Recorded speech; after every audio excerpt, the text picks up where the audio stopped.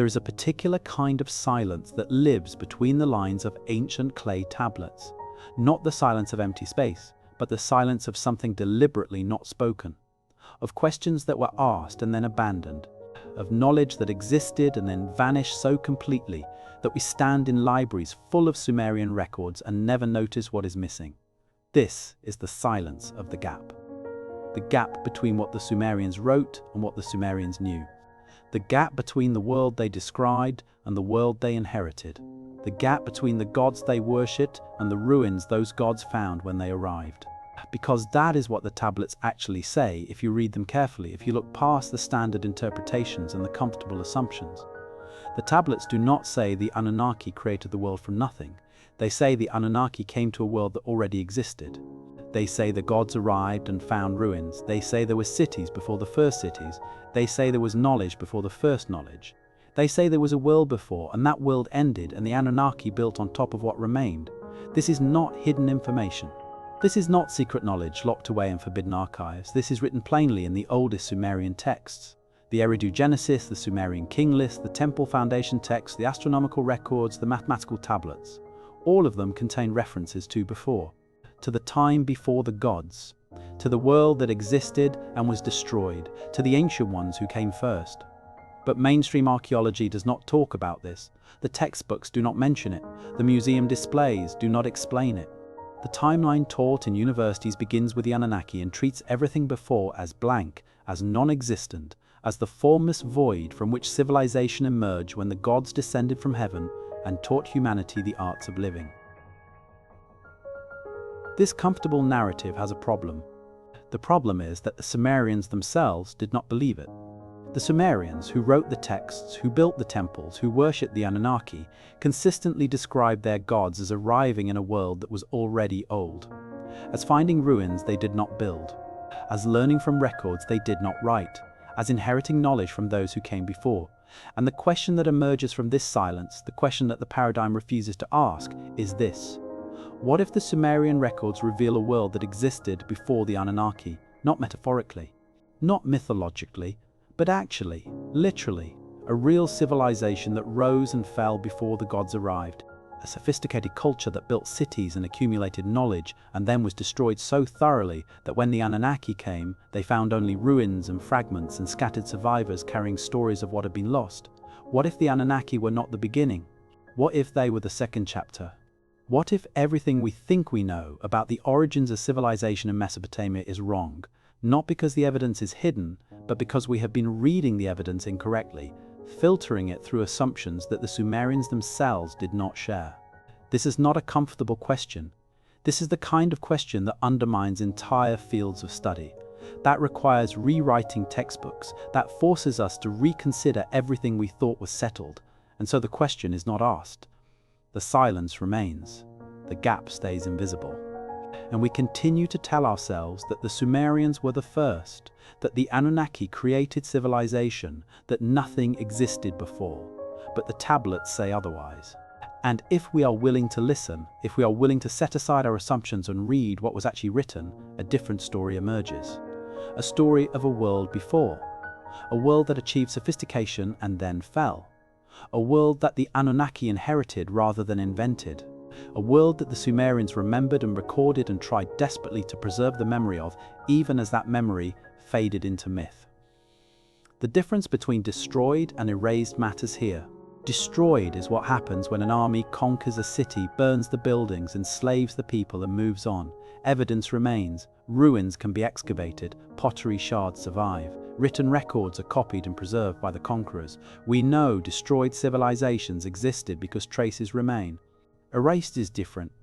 Erased is what happens when the destruction is so complete, so total, so comprehensive that physical evidence dissolves, that populations die almost entirely, that knowledge is lost because there is no one left to remember it, that ruins sink beneath rising waters or are buried under meters of sediment or are weathered away by millennia of wind and rain until they become indistinguishable from natural landscape. Erased civilizations do not leave obvious evidence. They leave gaps, they leave silences, they leave anomalies that do not fit the standard timeline, they leave myths that seem too detailed to be pure invention but too fantastic to be believed. They leave questions that make people uncomfortable because the questions suggest that what we know is incomplete. The world before the Anunnaki, if it existed, was erased. Not destroyed in a way that left convenient ruins for archaeologists to find, but erased in a way that required the Sumerians themselves to piece together fragments and preserve whatever they could in their records, knowing that memory fades and knowledge is lost, and that without writing it down, without encoding it in permanent clay, the before time would be forgotten completely. And perhaps it has been forgotten. Perhaps we are so far removed from the catastrophe that erased the pre-Anunnaki world that we can no longer recognize the evidence when we see it. Perhaps the silence has become so complete that we mistake it for absence. Perhaps we have stopped asking the question because we assume the answer is already known. But the Sumerians asked the question, and they wrote down the answer. And the answer is there, in the tablets, waiting for anyone willing to read without the filter of modern assumptions. Consider what it means to inherit a world. When the Anunnaki arrived in Mesopotamia, according to Sumerian accounts, they did not arrive in wilderness. They did not arrive in a land empty of human presence. They arrived in a land that had cities, not functioning cities, but ruins of cities. Not thriving civilization, but the remnants of civilization. The tablets describe this explicitly. They describe the gods finding ancient foundations and building on top of them. They describe temples being erected on top of older temples whose origins were already forgotten. They describe knowledge being recovered from damaged tablets that predated the arrival of the gods. This is not metaphor, this is description.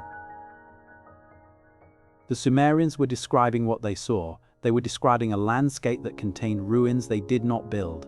They were describing knowledge they inherited rather than invented. They were describing a historical reality in which they were not the first. And this makes sense when you understand the timeline.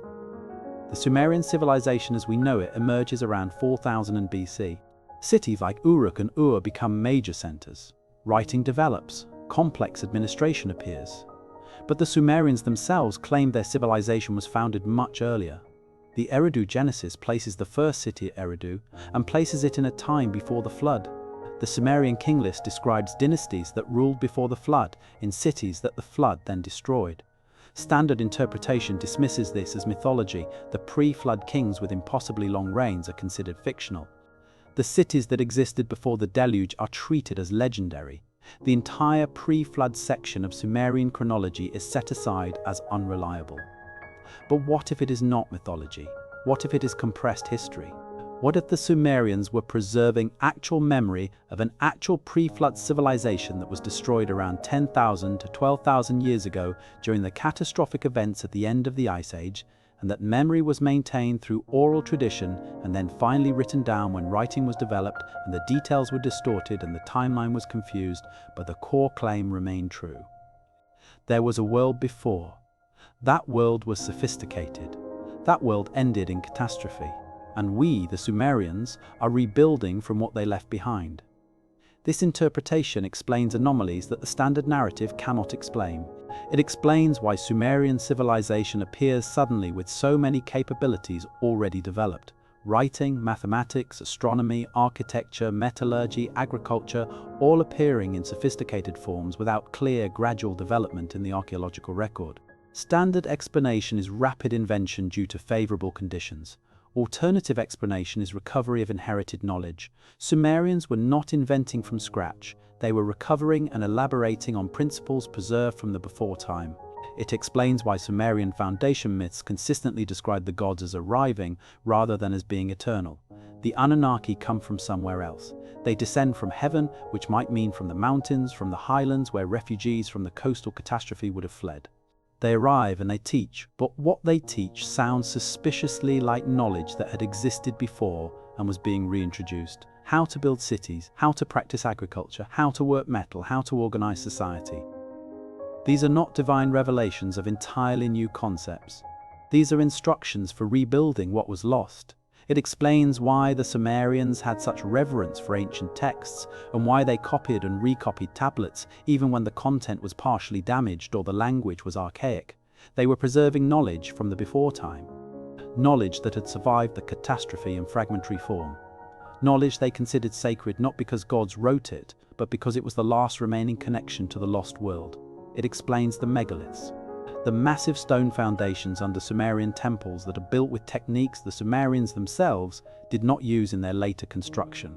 Standard archaeology dates these foundations to the same period as the temples above them, but the construction methods are different.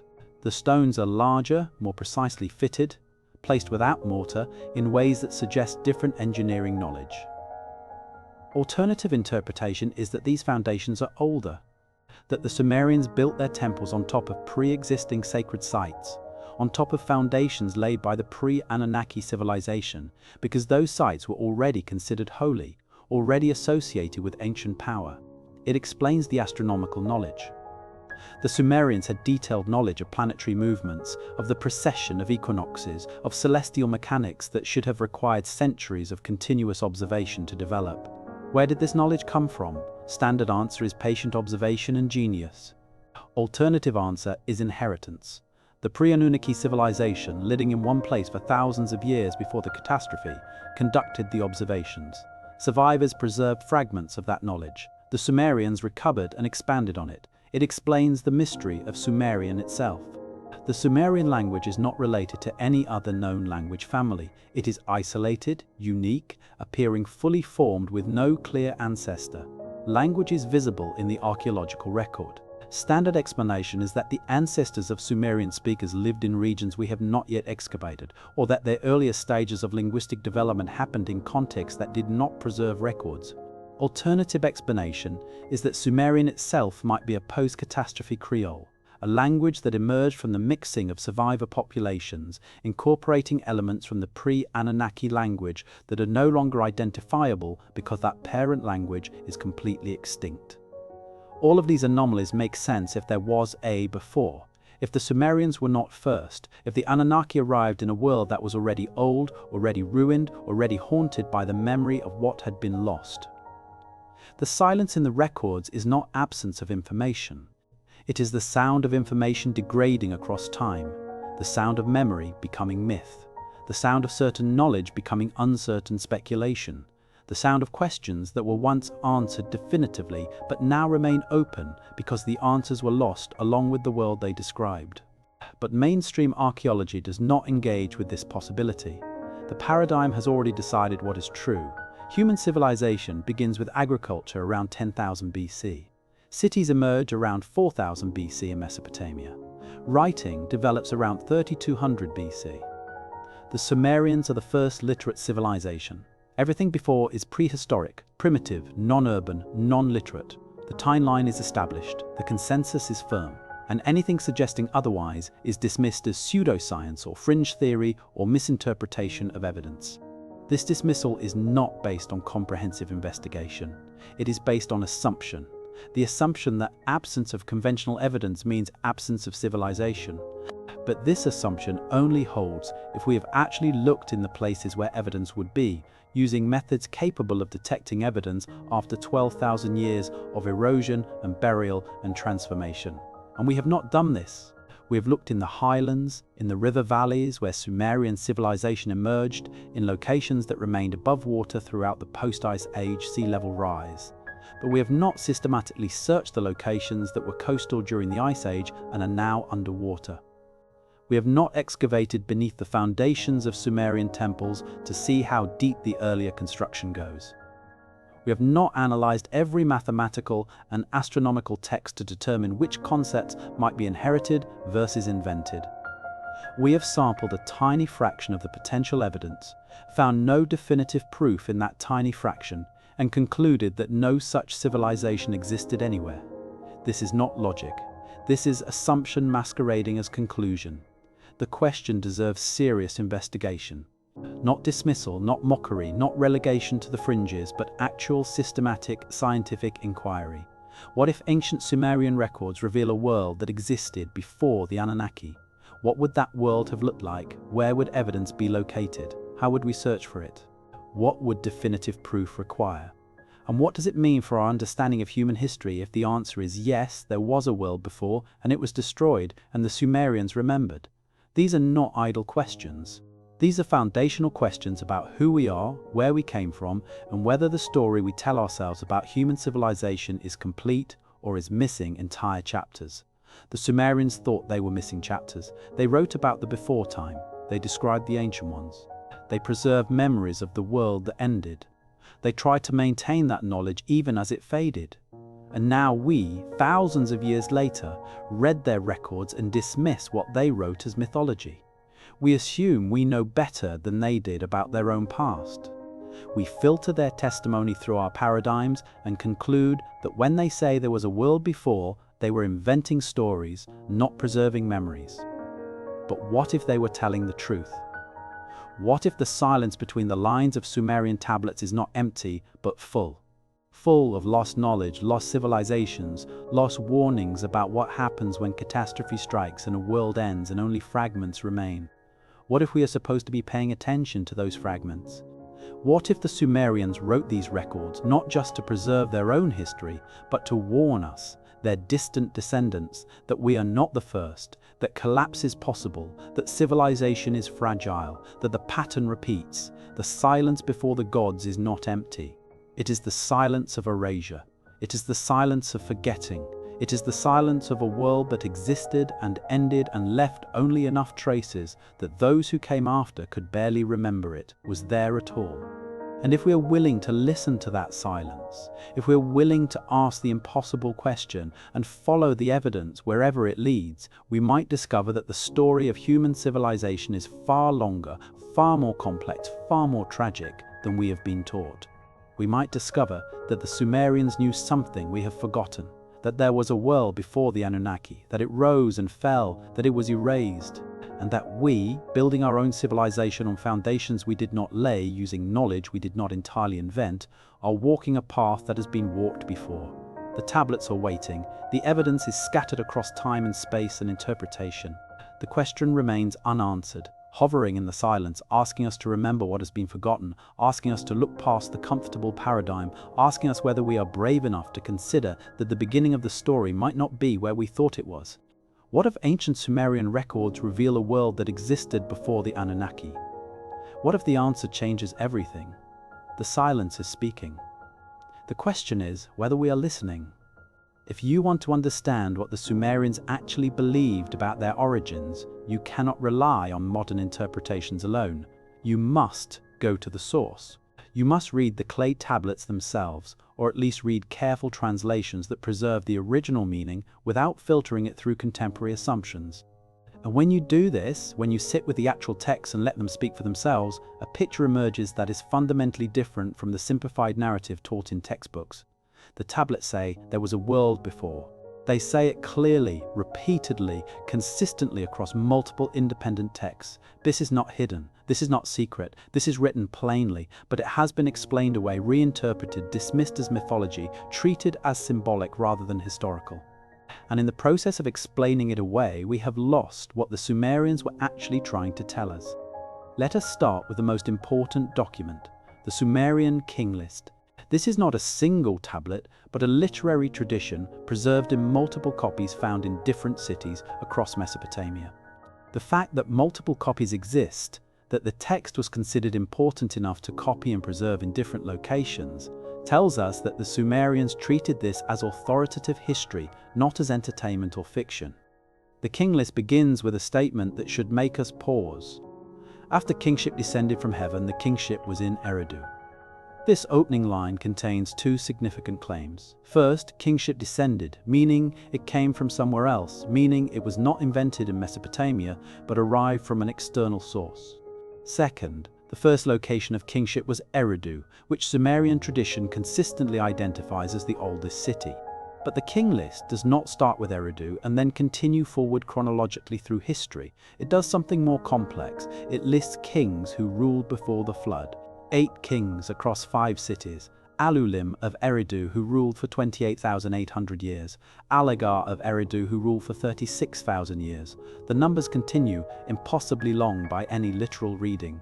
Standard interpretation says these numbers are mythological, that no one ruled for tens of thousands of years, that the entire pre-flood section is legendary. But what if the numbers are not individual reign lengths, but represent something else? What if they are dynastic lengths, the total time a particular ruling family held power? What if they are compressed time, where each year represents a different unit, a month or a season or a generation? What if they are symbolic, encoding information in a way we no longer understand? The specific interpretation of the numbers matters less than what comes next. After listing these 8 pre-flood kings, the text states simply, "Then the flood swept over." And after that statement, the text continues with a crucial phrase. After the flood had swept over, and the kingship had descended from heaven, the kingship was in Kish. Notice what this says. Kingship descended from heaven twice, once before the flood when it came to Eridu, and once after the flood when it came to Kish. This is describing 2 separate events, 2 separate arrivals, 2 separate moments when something from outside entered Mesopotamia and established authority. And between these 2 descents, the flood, the catastrophe that ended the first world, the event that destroyed the cities where the pre-flood kings ruled, the disaster that created the gap, the silence, the discontinuity in the historical record. The Sumerians are telling us that there was a civilization before the flood, that it was ruled by kings, that it had cities, that it lasted for an immense span of time, whatever the actual chronology, and that it ended suddenly and completely in catastrophe, after which kingship had to descend from heaven again, had to be reintroduced, had to start over in a new location because the old locations were destroyed. This is not vague mythology, this is historical chronology. The Sumerians are organizing their past into pre-flood and post-flood periods, treating the flood as the central dividing event, and claiming that civilization existed on both sides of that divide. Where did they get this information? If the flood destroyed the pre-flood world so completely, how do the Sumerians know about the 8 kings and the 5 cities? The only logical answer is that the information survived, either through oral tradition maintained by survivors or through written records that survived the catastrophe in damaged form, or through both. The knowledge of the before time did not completely disappear. It degraded, it became confused, the details became uncertain, but the core claim remained. There were kings before the flood. There were cities before the flood. There was a world before the flood, and that world ended. The Eridu Genesis provides additional detail. This text, sometimes called the Sumerian flood story, is one of the oldest creation narratives we have from Mesopotamia. It predates the better-known Babylonian versions, and what it describes is not creation from nothing, but rather the establishment of cities in a world that already exists. The text begins by listing cities.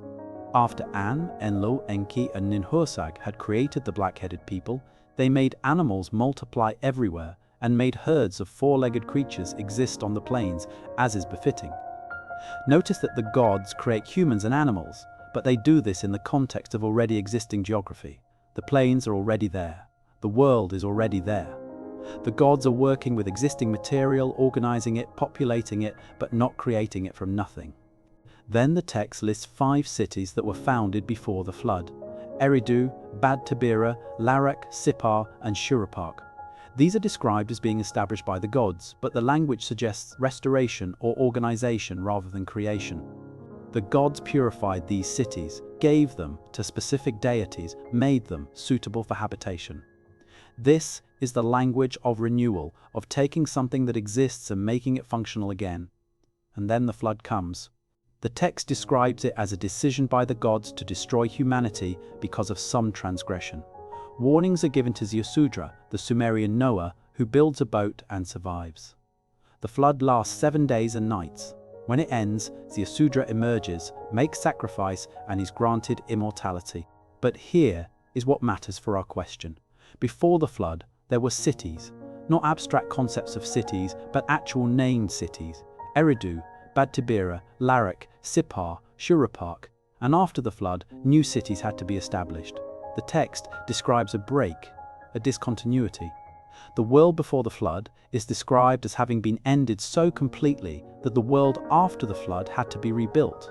Now, conventional archaeology identifies Sumerian cities like Uruk and Ur as emerging around 4500 BC. These cities have been excavated extensively.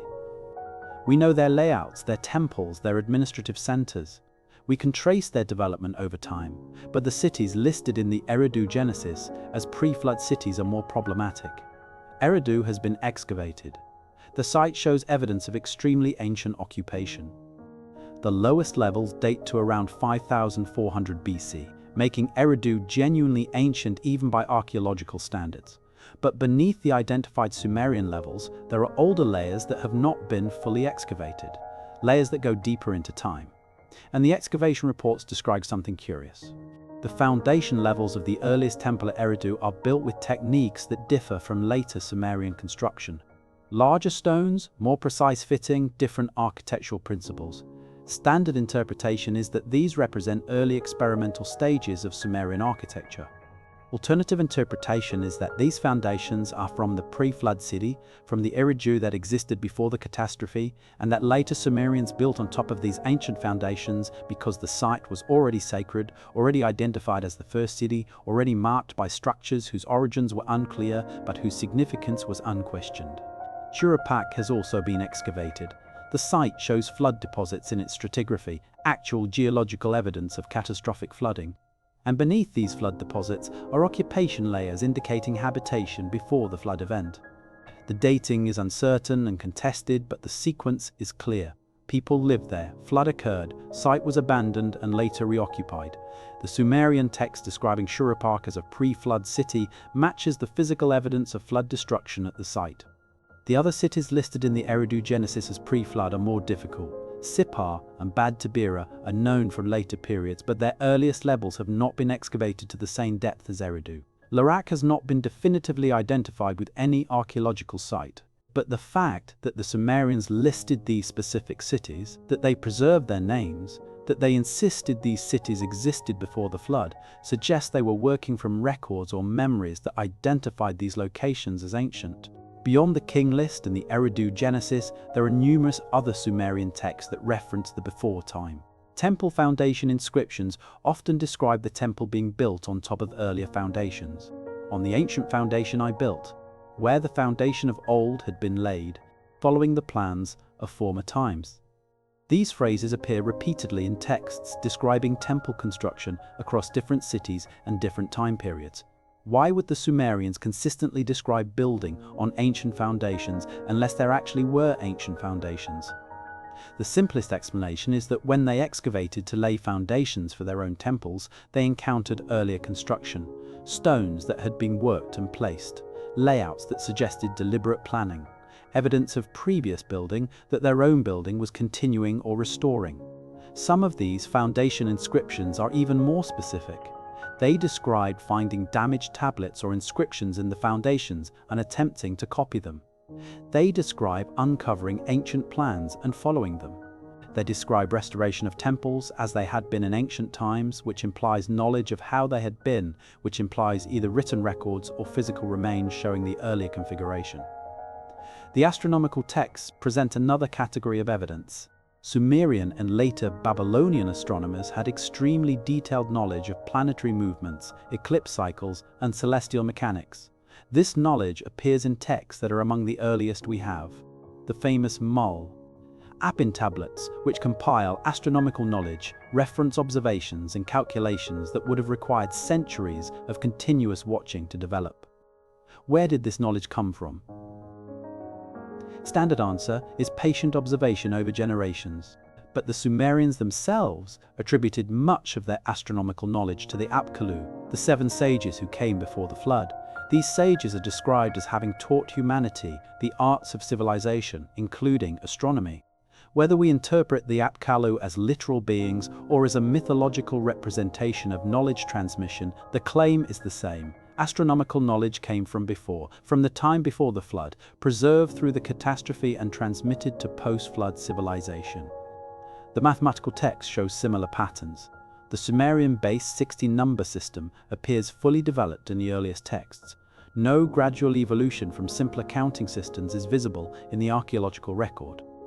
It just appears sophisticated and complete, capable of handling complex calculations, fractions, multiplication, division. The system seems to arrive rather than to develop. And within that mathematical tradition are calculation methods that seem unnecessarily complex for everyday administration. Techniques for calculating cube roots, for solving algebraic problems, for astronomical calculations. These suggest theoretical mathematics beyond practical need. Why develop these techniques unless someone had already developed them for purposes we no longer fully understand, and they were being preserved even after their original application was lost? Then there are the place names. Many Sumerian city names and geographical names do not have clear Sumerian etymologies. The words do not break down into meaningful components in Sumerian language. They are opaque, preserved as names whose meanings were already unclear. This suggests they are loanwords, borrowed from an earlier language, the language spoken by the inhabitants of the region before the Sumerians arrived or before the Sumerian language developed. Eridu itself might be such a name. The Sumerian language does not provide a clear meaning for Eridu. It is simply the name of the city, the first city, the sacred city. But the name predates the Sumerian linguistic analysis. Similarly with other ancient place names, they are preserved as names without meanings, suggesting they came from before, from the pre-Sumerian or pre-flood period when a different language was spoken. The Sumerians themselves sometimes acknowledge this. Some texts describe foreign words or ancient words that were preserved in religious contexts even though their meanings were no longer understood. These were words from before, maintained in liturgy and ritual because they were sacred even after the language they came from was extinct. We must also consider what the texts say about finding ruins. Several Sumerian and Akkadian texts describe encountering ancient structures. The Curse of Akkad, for example, describes Naram Sin finding an ancient temple whose foundation no king had seen. He excavates it, finds tablets, and reads them. This is describing archaeological investigation. An ancient king digging into older remains, finding written records, attempting to understand them. Why would such a story be told unless the practice was familiar? Unless Mesopotamian kings regularly encountered older construction when they built? Unless the landscape of Mesopotamia was full of remains that predated the known historical record? The Epic of Gilgamesh includes a curious passage where Gilgamesh examines the walls of Uruk, which are described as being built by the 7 sages, the same Apkallu associated with pre-flood knowledge. The implication is that the fortifications of Uruk, or at least their foundations, were not built by historical Uruk kings but were much older, dating to the time of the sages, the time before or immediately after the flood, when knowledge from the previous world was being applied to rebuild. There are also texts describing the gods themselves as finding ancient things. Enki, the god of wisdom and water, is described as dwelling in the Abzu, the primordial deep, but the Abzu is also described in some contexts as containing the Me, the fundamental powers or principles of civilization. And these Me are not created by Enki but are discovered by him, exist independently of him, are ancient even to the gods. This suggests a cosmology in which the gods themselves are not eternal, but arrived in Mesopotamia and found knowledge already existing, principles already established, powers already present. They take control of these powers, organize them, use them to establish civilization, but they did not create them from nothing. All of these references, across multiple text types, across different time periods, from different cities, point in the same direction. The Sumerians believed there was something before. Whether they understood it as a previous human civilization or as the work of earlier gods or as both, they consistently described their world as being built on top of an older world. They described finding ruins, recovering knowledge, building on ancient foundations, preserving ancient words, following ancient plans. This is not occasional, this is not incidental. This is a consistent pattern running through Sumerian literature. And it is a pattern that makes sense only if there actually was something before. If the Sumerians were working in a landscape that contained physical remains of earlier construction, if they were inheriting knowledge through text or oral traditions that predated their own civilization, if they were, as they claimed, the second, not the first. The question then becomes not whether the Sumerians believed this, because the texts prove they did, but whether they were correct. Were they preserving accurate historical memory? Or were they inventing a mythological past to give themselves ancient prestige? The conventional assumption is invention.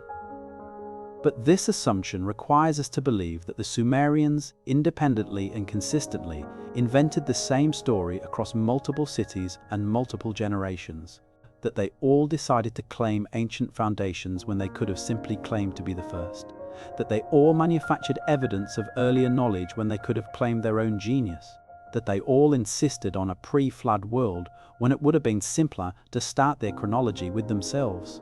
Why would they do this? What motive exists for inventing a previous civilization that makes your own achievements seem less impressive because you are rebuilding rather than creating? The simpler explanation is that they were recording what they actually encountered. They found older foundations when they dug. They found damaged texts they could not fully read. They inherited knowledge they did not fully understand. They were told stories by their ancestors about the world before the flood. And they wrote it all down because preserving this information seemed important, even if the details were unclear, even if much had been lost. The tablets say there was a world before the Anunnaki. They say the gods arrived in a world that already had cities, already had knowledge, already had history. They say that world was destroyed in the flood. They say survivors preserved fragments. They say the post-flood civilization was built using those fragments. This is what the texts actually say. And if we take them seriously, if we treat them as attempts to preserve historical information rather than as pure mythology, then we must investigate whether the claim is true. We must search for the evidence of this pre-Anunnaki world. We must look beneath the Sumerian levels.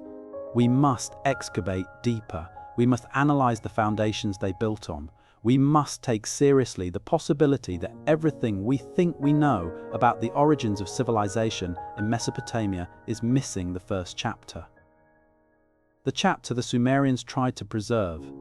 The chapter we have dismissed as myth. The chapter that might actually be history, compressed and distorted by time, but history nonetheless.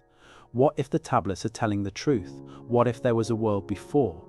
What if the silence we hear when we read Sumerian records is not the silence of absence, but the silence of something that was there and is now mostly erased? And the Sumerians are the last witnesses, writing frantically to preserve what little remains before even that is forgotten. The tablets are speaking.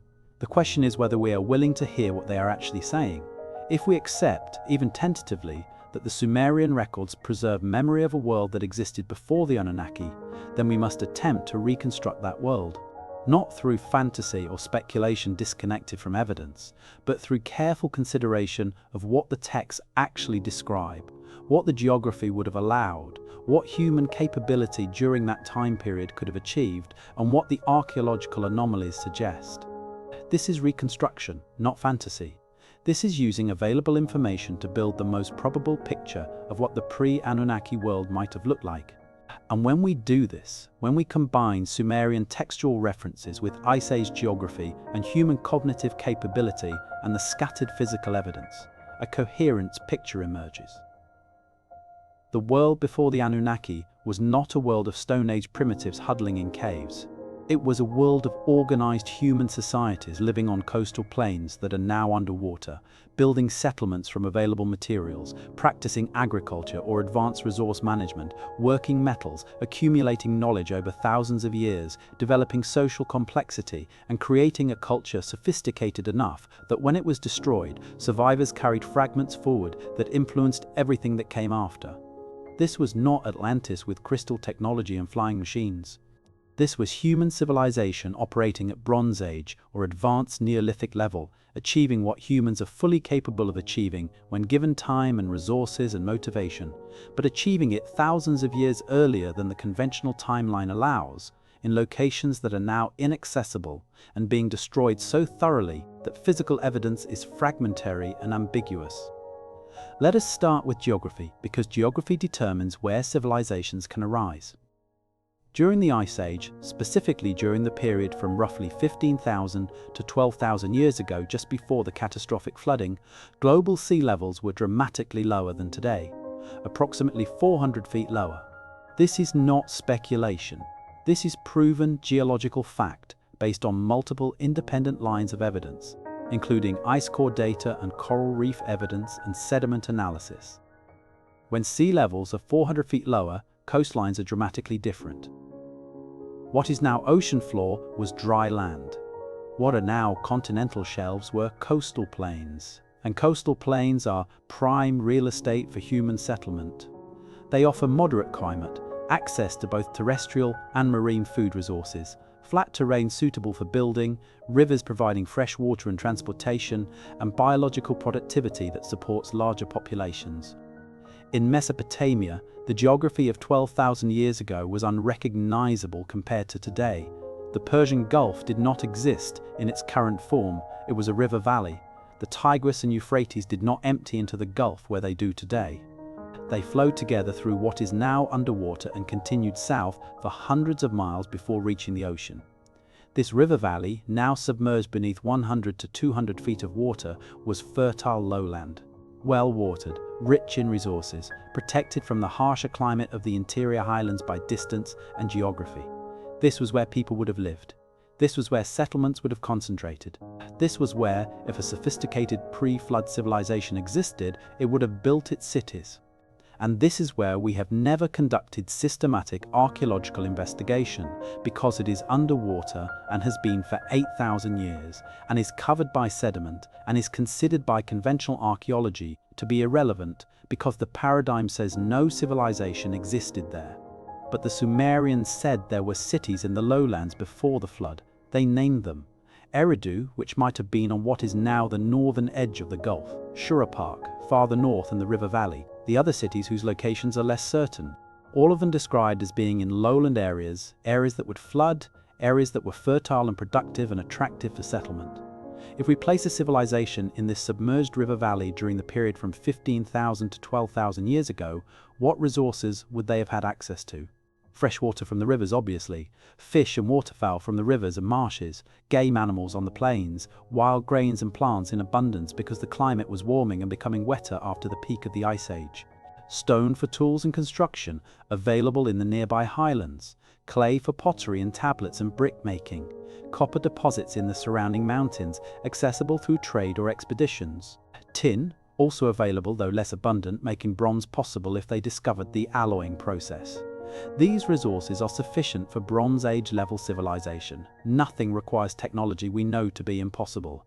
Everything is achievable with human intelligence and experimentation and accumulated knowledge over time. What level of technology might they have achieved? Let us be conservative.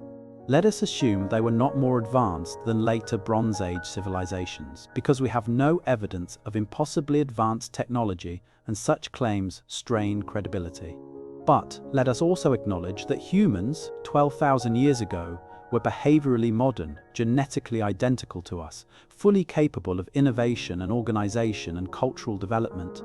They would have had sophisticated stone tool technology, the kind of precision flint knapping visible in sites from this period around the world.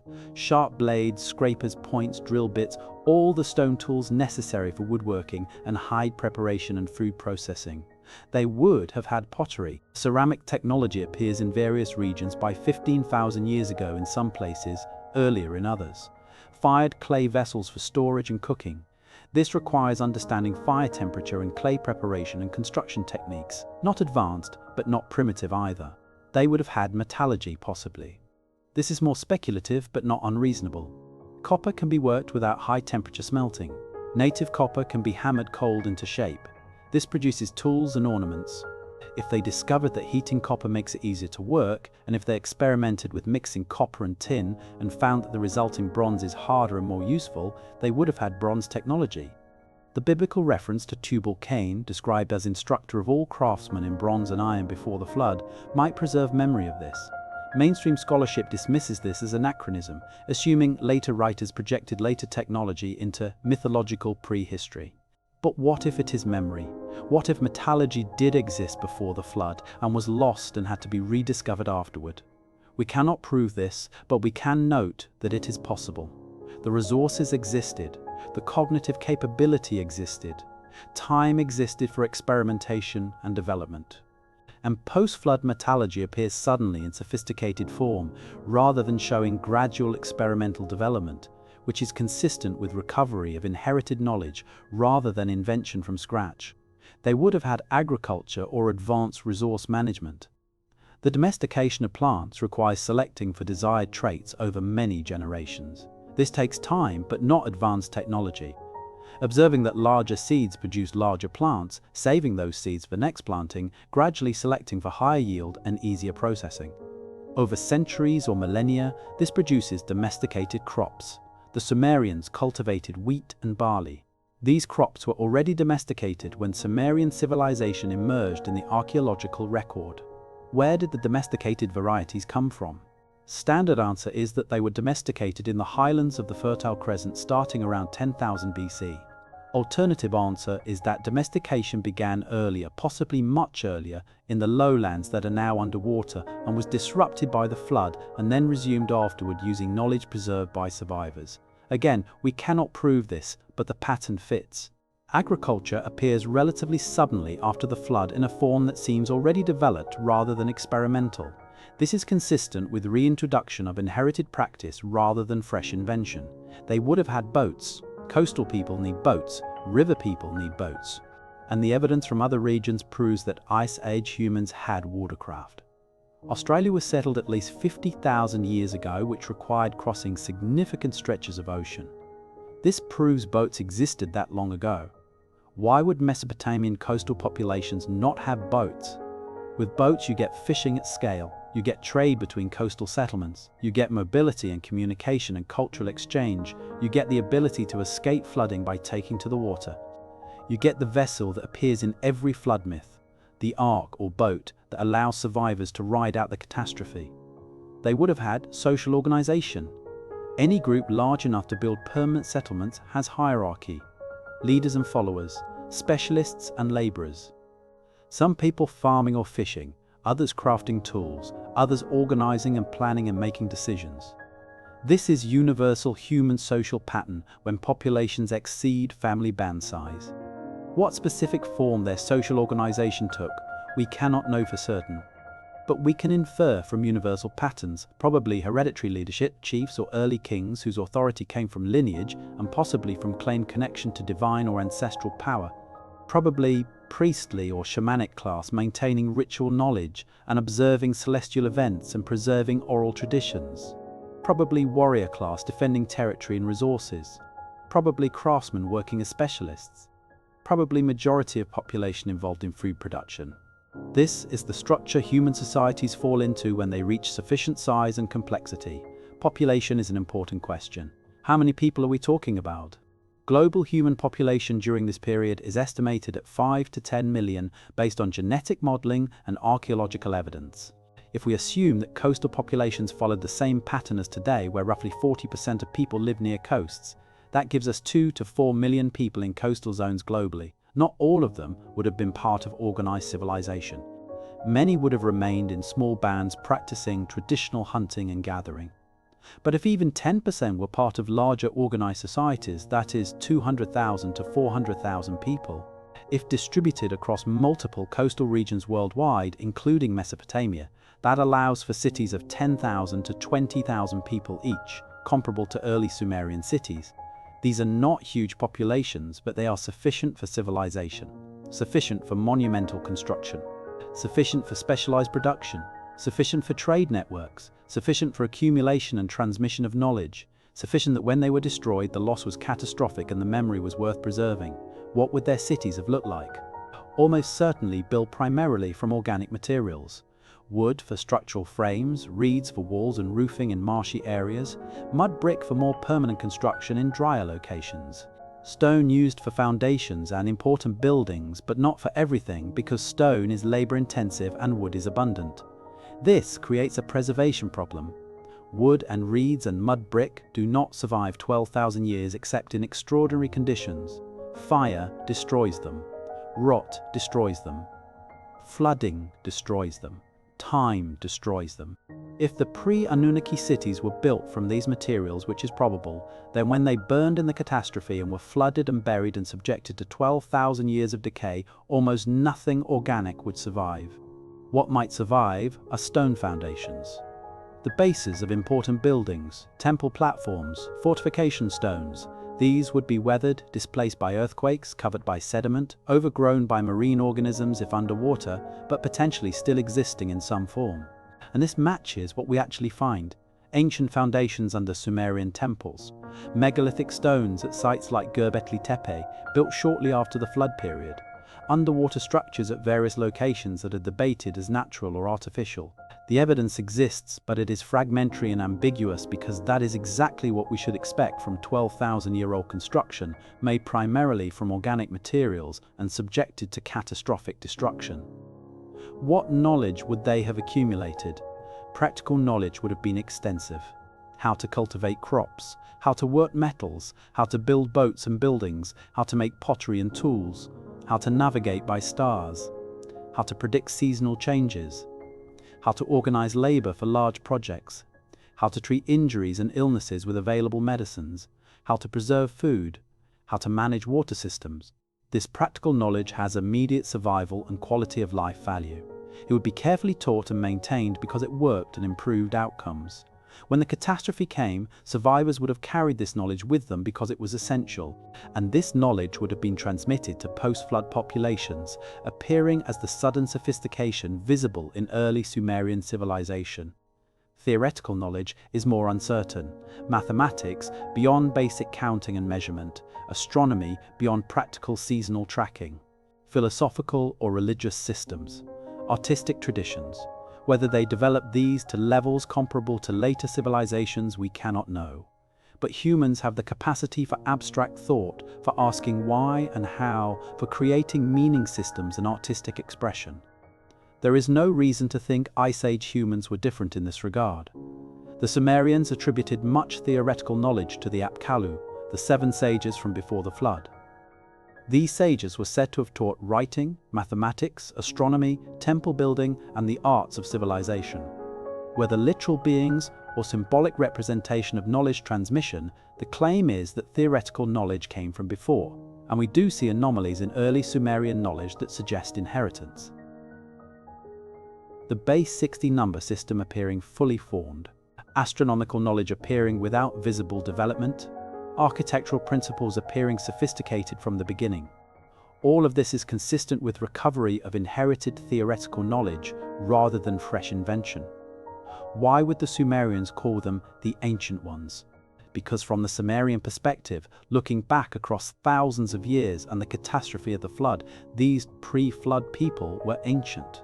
They were the predecessors. They were the ones who came first. They were the builders of the original foundations. They were the source of the knowledge that survivors brought forward. The term Ancient Ones appears in various Sumerian and Akkadian texts referring to those who lived before, sometimes with reverence, sometimes with mystery, always with the sense that these were people from a time so distant that details were unclear, but whose legacy remained. This makes sense if there actually were people before. If the Anunnaki and later the Sumerians arrived in a landscape that showed evidence of earlier occupation, if they found foundations they did not build, knowledge they did not invent, sites already considered sacred because they had been sacred for the Ancient Ones. The relationship between the pre-Anunnaki civilization and later Sumerian culture would have been one of inheritance and recovery. The Sumerians were not direct descendants necessarily. They might have been, or they might have been populations that moved into the region after the catastrophe and intermingled with survivors. But culturally, they were inheritors.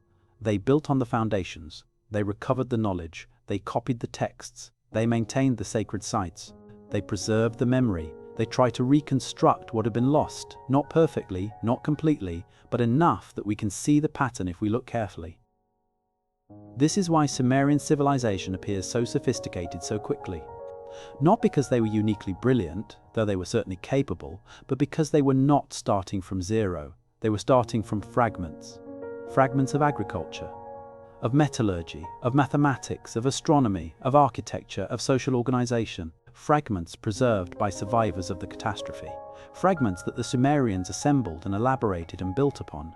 The world before the Anunnaki was a world of humans being human, innovating, building, organizing, learning, creating, making mistakes, fighting wars probably, establishing trade, worshipping gods or spirits or ancestors, raising children, telling stories, looking at stars and wondering. It was human life. At the level human life always reaches when populations are stable and resources are adequate and time is available for cultural development. It was not paradise. It was not a golden age free of problems. It was probably complex and difficult like all human societies. But it was sophisticated, it was organized, it was achieving things that required knowledge and coordination and long-term planning. And then it ended. The catastrophe came. The fires burned, the floods rose, the climate shifted, the populations collapsed, the cities were destroyed. The knowledge was scattered. The survivors fled to highlands and told their descendants about the world that was lost. And those descendants, generations later, after the climate stabilized and the water stopped rising, came back down to the lowlands and found ruins and began to rebuild. They were the Anunnaki, or they came with the Anunnaki, or they were taught by the Anunnaki who themselves were survivors from somewhere else. The details are unclear because the Sumerian texts are themselves working with fragmentary information. But the pattern is clear. There was a world before. That world was sophisticated. That world ended. Survivors preserved fragments. Those fragments became the foundation for what came after. The Sumerians knew this. They wrote it down. They tried to preserve the memory even as it faded into myth. And now we, thousands of years later, reading those records, must decide whether to believe them or dismiss them. Whether to investigate the possibility seriously or assume it away. Whether to search for evidence in the places where it might actually exist, underwater on the submerged coastal plains, or continue looking only where the paradigm says to look and finding nothing and declaring that proves nothing existed. The world before the Anunnaki is not fantasy. It is plausible reconstruction based on available evidence. It is the explanation that makes sense of Sumerian claims, that explains archaeological anomalies, that fits the pattern of catastrophic destruction and fragmentary survival and cultural recovery. It is the world the Sumerians remembered. The world the tablets describe, the world we have forgotten, and the world we need to take seriously if we want to understand the true depth of human history and the true pattern of rise and fall and the true warnings encoded by those who came before. Evidence is what separates speculation from investigation. We can theorize about a pre-Anunnaki world. We can read what the Sumerian tablets claim. We can reconstruct plausible scenarios based on geography and human capability. But ultimately, the question demands physical evidence. Does anything remain from this proposed earlier civilization? Has anything survived 12,000 years of erosion and catastrophe and burial? Are there traces we can point to and say, here, this is what they left behind? The answer is complicated. The answer is yes, but the evidence is fragmentary and ambiguous and contested. The answer is that we have anomalies, structures that do not fit comfortably into conventional timelines, knowledge that appears too sophisticated for its supposed origin point, physical remains that raise questions the paradigm cannot easily answer. The answer is that the evidence exists, but interpreting it requires looking past standard assumptions and considering alternatives that make many scholars uncomfortable. Let us examine what actually exists. Let us look at the physical remains, the knowledge systems, the linguistic traces. Let us see what the stones and clay actually tell us when we let them speak without filtering their testimony through paradigms that insist nothing existed before the conventionally accepted dates. Begin with the foundations. When archaeologists excavate Sumerian temples, they find something curious. The temples themselves, the structures visible at the surface levels, are built using techniques we understand as Sumerian. Sun-dried mud brick, bitumen mortar, relatively small stones for foundations, architectural styles consistent with what we know from the historical period. But beneath these Sumerian temples, at the lowest excavation levels, different construction appears.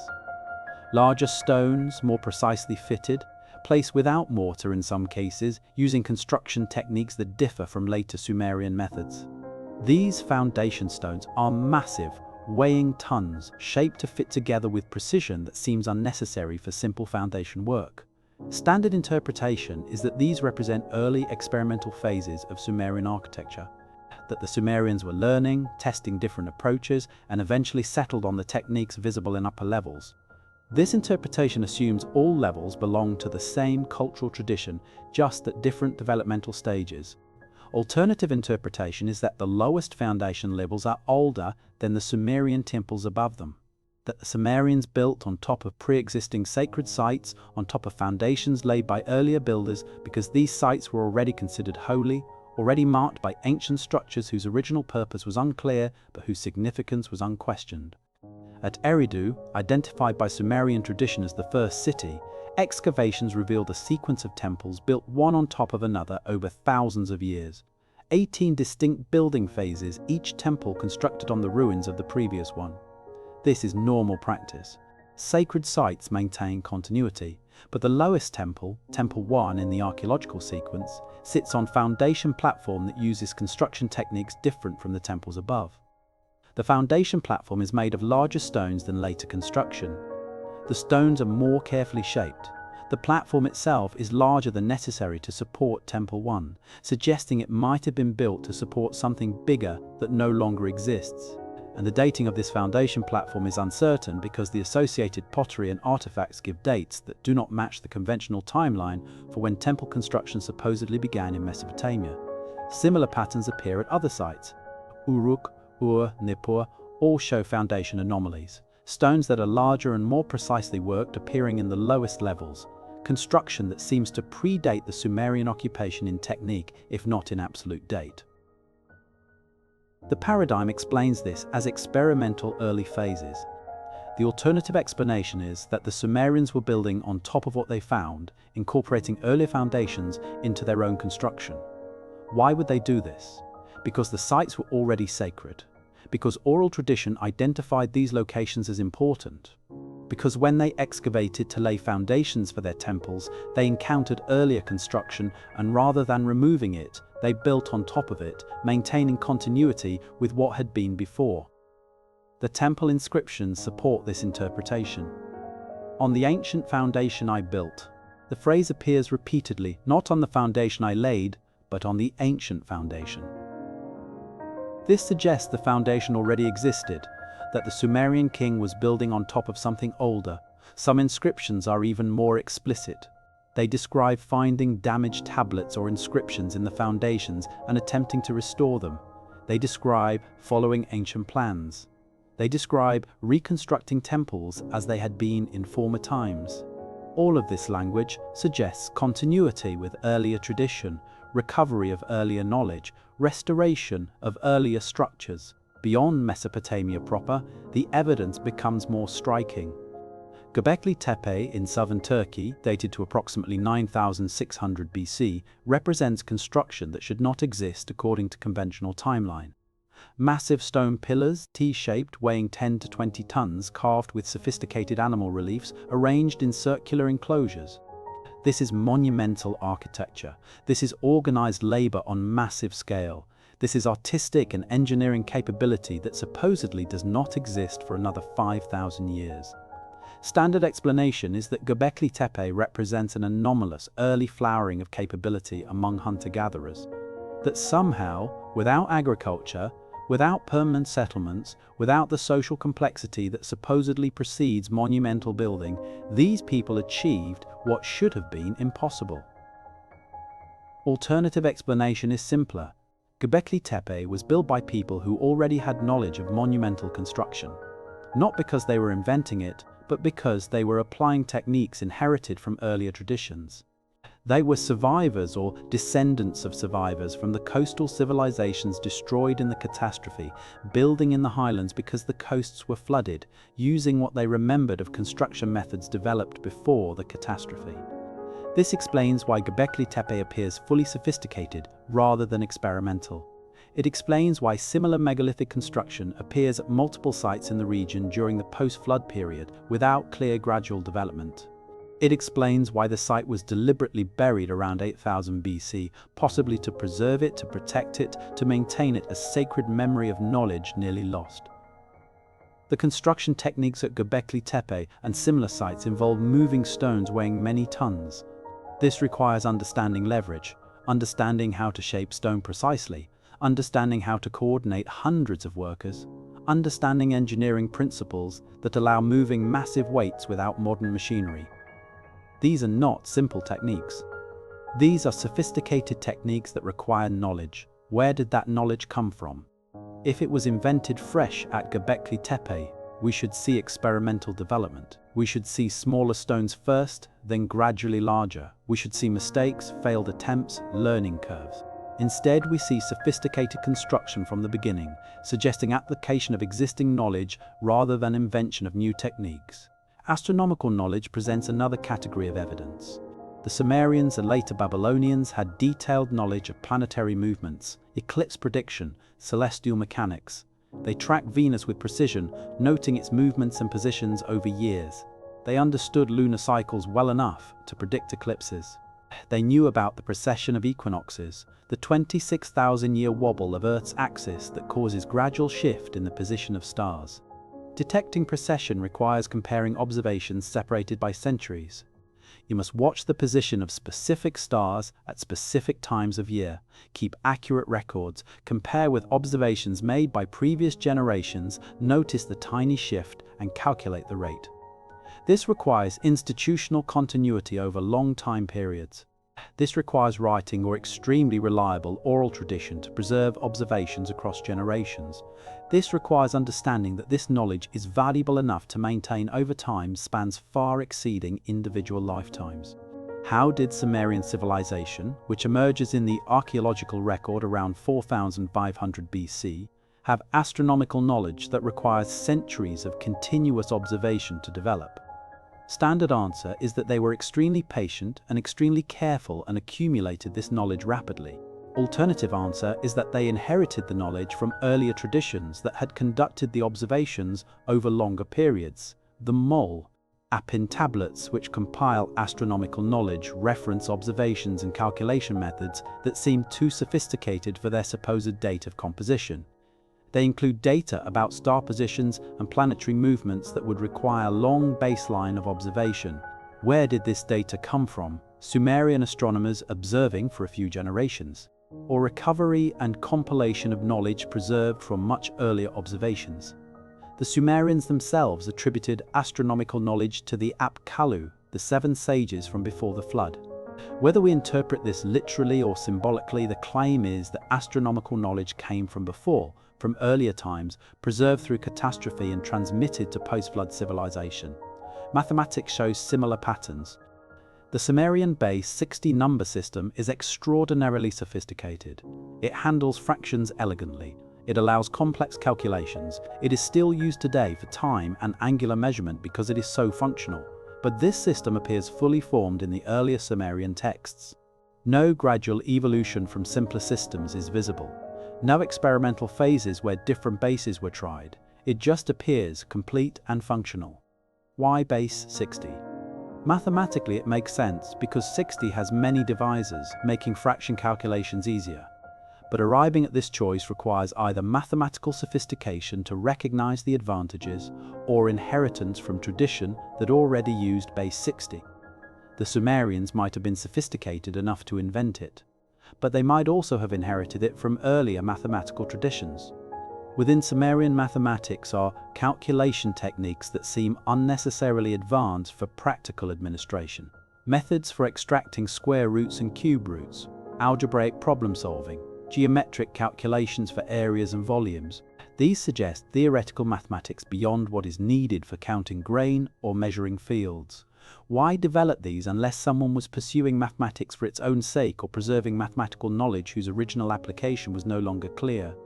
The linguistic evidence is subtle but significant. Many Sumerian words, particularly names of cities and geographical features, do not have clear Sumerian etymologies. They are opaque, preserved as names without meanings. This is characteristic of loanwords, words borrowed from another language and maintained even after that source language is no longer spoken. Eridu does not break down into meaningful Sumerian components, it is simply the name of the city. Similarly with many other ancient place names, they exist as names without clear linguistic origin in Sumerian. This suggests they predate Sumerian, that they come from an earlier language spoken in the region before Sumerian became dominant. Some Sumerian religious texts preserve words described as ancient words or words of former times that were maintained in liturgy even though their meanings were unclear. These are fossil words, preserved because they were sacred, maintained through tradition even after the language they came from went extinct. What language were they from? Standard answer is that they are archaic Sumerian or borrowed from neighboring languages. Alternative answer is that they are remnants of the pre-flood language, preserved in religious context because religion maintains tradition even when understanding is lost. There are also the anomalous artifacts, objects that appear in contexts where they should not exist according to conventional timeline. A bronze artifact found in a level dated too early for bronze technology, a work stone showing techniques supposedly not yet developed, a ceramic fragment with firing characteristics that do not match known pottery traditions. Each individual anomaly can be explained away: dating error, context contamination, misidentification, unusual but not impossible development. But when anomalies accumulate, when multiple independent findings all point in the same direction, the cumulative weight becomes harder to dismiss. We cannot point to a single artifact and say definitively, this proves pre-Anunnaki civilization. The evidence is not that clear. But we can point to the pattern of anomalies and say, this pattern is consistent with what we would expect if an earlier civilization existed and was destroyed and left fragmentary remains. Consider what 12,000 years does to artifacts. Metal corrodes, ceramic breaks down, stone weathers. Organic materials vanish completely. Even if the pre-Anunnaki civilization had bronze tools, had written records on clay, had carved monuments, most of this would be gone after 12,000 years of exposure to elements, burial under sediment, transformation by geological processes. What might survive would be stone foundations, as we have discussed. Large stones are durable. But even large stones erode, shift in earthquakes, become buried, get incorporated into later construction. Finding them requires knowing where to look and recognizing them as artificial rather than natural. What might survive would be knowledge, preserved not as physical artifacts, but as cultural transmission. Survivors teaching their children, who teach their children, who eventually write it down when writing is developed. Encoding in text what had been maintained in oral tradition for thousands of years. This is how the Sumerian references to the before time could exist, even if physical artifacts from that period are scarce. What might survive would be practices, traditions maintained, because this is how it has always been done, even when the reason is forgotten. Temple sites maintained as sacred because they were sacred to the ancestors. Construction techniques preserved because they work, even if the theoretical understanding is lost. Agricultural practices maintained through tradition. Knowledge embedded in culture rather than in books. The evidence in stone and clay is fragmentary because that is exactly what we should expect from 12,000-year-old remains subjected to catastrophic destruction. If the evidence were clear and abundant, the paradigm would have shifted already. The fact that the evidence is ambiguous, scattered, contested is not proof of absence. It is the expected signature of deep time acting on physical remains. What we have is enough to ask questions, enough to challenge assumptions, enough to demand investigation rather than dismissal. We have foundations that might be older than the Sumerian temples above them. We have construction techniques appearing fully formed without clear development.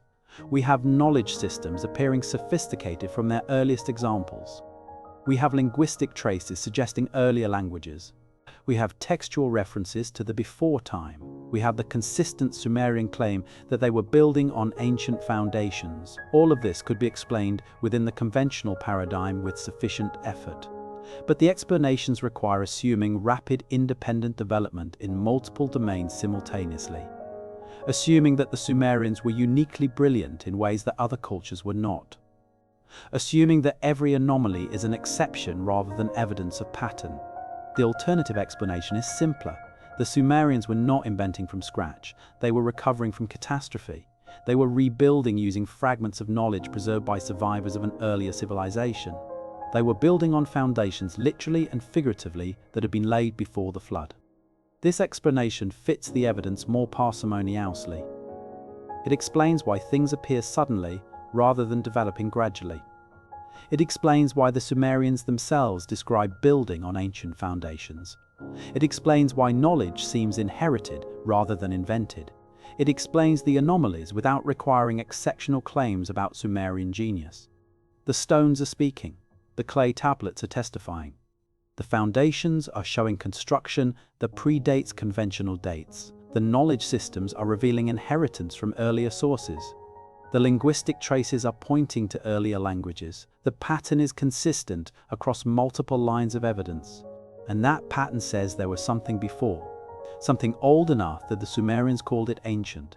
Something sophisticated enough to leave foundations and knowledge. Something real enough that fragments survived catastrophe and were preserved and transmitted and eventually written down. The evidence is not definitive. The evidence will never be definitive unless we find intact pre-flood sites with clear dating and unambiguous artifacts. But the evidence is sufficient to take the question seriously, sufficient to investigate rather than dismiss, sufficient to search in the places where more evidence might exist rather than assuming that what we have not found does not exist. The stones and clay are telling us the same thing the tablets tell us. There was a world before the Anunnaki. That world left traces. Those traces are visible to anyone willing to look without prejudice.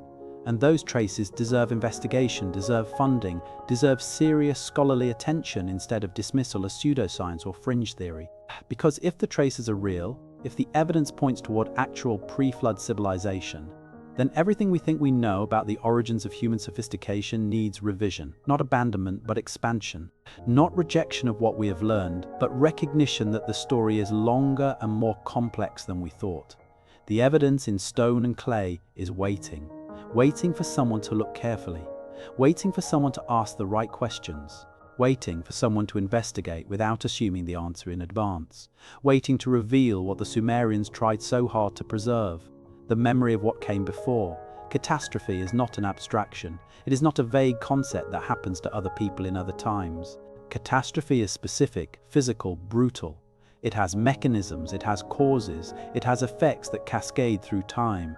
And if we are asking what ended the world before the Anunnaki, we must understand not just that something happened, but what actually happened. What the physical processes were, what the timeline was, what the destruction looked like on the ground for those who experienced it, and why that destruction was so complete that when the Anunnaki arrived, they found ruins instead of civilization. The Sumerian flood myths are not vague, they describe specific sequence of events. Warnings given beforehand, time to prepare, construction of boat or ark, loading of supplies and animals. Duration of flood specified as 7 days and 7 nights in some versions, waters covering everything, even mountains, birds sent out to find dry land, landing on high ground, sacrifice to gods, promise or covenant that such catastrophe will not happen again. This is not generic disaster story, this is detailed narrative with specific elements that repeat too consistently across cultures to be coincidental. And when we compare these narrative elements to what geology tells us actually happened at the end of the Ice Age, the match is striking. Approximately 12,800 years ago, something catastrophic occurred. The Younger Dryas climate event began suddenly, reversing the warming trend that had been melting the Ice Age glaciers. Temperatures dropped dramatically, ice sheets stopped retreating or began advancing again, and the climate entered a period of extreme instability that lasted for approximately 1,200 years. What caused this sudden climate reversal? Standard explanation used to be that it was purely an internal climate fluctuation, that ocean currents changed when melting ice altered salinity, that this triggered cooling feedback loops. But this explanation has become less satisfactory as more evidence accumulates. The alternative explanation, supported by a growing body of physical evidence, is that cosmic impacts triggered the Younger Dryas, that a fragmented comet or swarm of meteors struck Earth, with multiple impacts or airbursts occurring across North America and possibly other regions. The evidence for this includes platinum anomalies, nanodiamonds, magnetic microspherules, shocked quartz, and a widespread layer of carbon-rich sediment representing massive fires, all dated to the Younger Dryas boundary, all found at multiple sites across continents. If impacts occurred, and the evidence strongly suggests they did, the immediate effects would have been devastating. Heat from impacts or airbursts igniting fires. Pressure waves from explosions causing earthquakes and destroying structures. Debris thrown into atmosphere blocking sunlight. If impacts struck ice sheets, as some researchers propose, vaporization of billions of tons of ice releasing massive amounts of water vapor that would fall as torrential rain. This matches what the flood myths describe: fire from the sky, earthquakes, darkness, rain that continued for extended period, destruction so complete that only those who had prepared, who had boats, who had fled to high ground, survived. The continental scale fires are proven. The black mat layer, a carbon-rich sediment found across North America, represents ash from fires that burned enormous areas. Everything organic burning, forests consumed, grasslands destroyed. And if human settlements existed in these burn zones, those settlements burning too. Wooden structures consumed, organic materials destroyed, people fleeing or dying, infrastructure collapsing. After the immediate impacts and fires came the climate chaos. The Younger Dryas cold period lasted 1,200 years. This is not a single harsh winter. This is 12 centuries of climate significantly colder than the warming trend that preceded it. Glaciers stabilizing or advancing. Growing seasons shortened. wild food sources diminished, animal populations stressed, megafauna dying out, the great mammals of the Ice Age going extinct during this period. Partly from climate stress, partly from ecosystem disruption, possibly, partly from human overhunting as desperate populations killed whatever they could find. For human populations, this was survival crisis. The genetic evidence shows bottleneck. Global population crashed from perhaps 5 to 10 million before the Younger Dryas to perhaps a few 100,000 during the worst period. 90% or more died. Scattered survivors in refuges where resources remained sufficient for survival. Knowledge lost as specialists died. Technologies abandoned as infrastructure necessary to practice them was destroyed. Social complexity collapsing as populations fell below thresholds necessary to maintain it. This 1,200-year period would have prevented any recovery or rebuilding. Populations focused entirely on immediate survival. No surplus for monumental construction, no leisure for theoretical knowledge, no resources for maintaining specialist craftsmen. Generation after generation struggling just to endure, to find enough food to survive the harsh conditions. And then, 11,600 years ago, the Younger Dryas ended as suddenly as it began. Climate reversed again. Warming resumed. Ice sheets began melting catastrophically, making up for the 1,200 years when melting had paused. This is when the final Great Flood occurred. Meltwater Pulse 1b released enormous volumes of water in geologically short time. Sea levels rose 30 to 50 feet over perhaps 200 to 500 years. That might sound slow by human lifetime standards, but it is geologically instantaneous, and the rise would not have been smooth. Evidence exists of sudden surges, periods where ice dams holding back massive meltwater lakes collapsed, releasing the water in catastrophic floods that would have caused rapid sea level increases. A person born when water was at one level could watch over their lifetime, the sea advancing inland, swallowing villages, forcing constant retreat. Everything built on coastal plains progressively flooded. The fertile lowlands where civilization would have concentrated becoming ocean floor. The river valleys becoming gulfs, the plains becoming continental shelves buried under rising water. This is what the myths describe. Not a flood lasting days or weeks, but prolonged catastrophe where water kept rising year after year, generation after generation, until the old world was drowned, until nothing remained above water except the highlands, until survivors had retreated as far as they could retreat and still had water advancing. For any civilization that existed on coastal plains before this sequence of catastrophes, the effects would have been extinction level. The initial impacts and fires destroying immediate infrastructure, killing populations in affected zones, scattering survivors. The 1,200-year Younger Dryas, cold period preventing any recovery, continuing the population collapse, erasing knowledge through death of specialists and breakdown of social systems that maintain knowledge.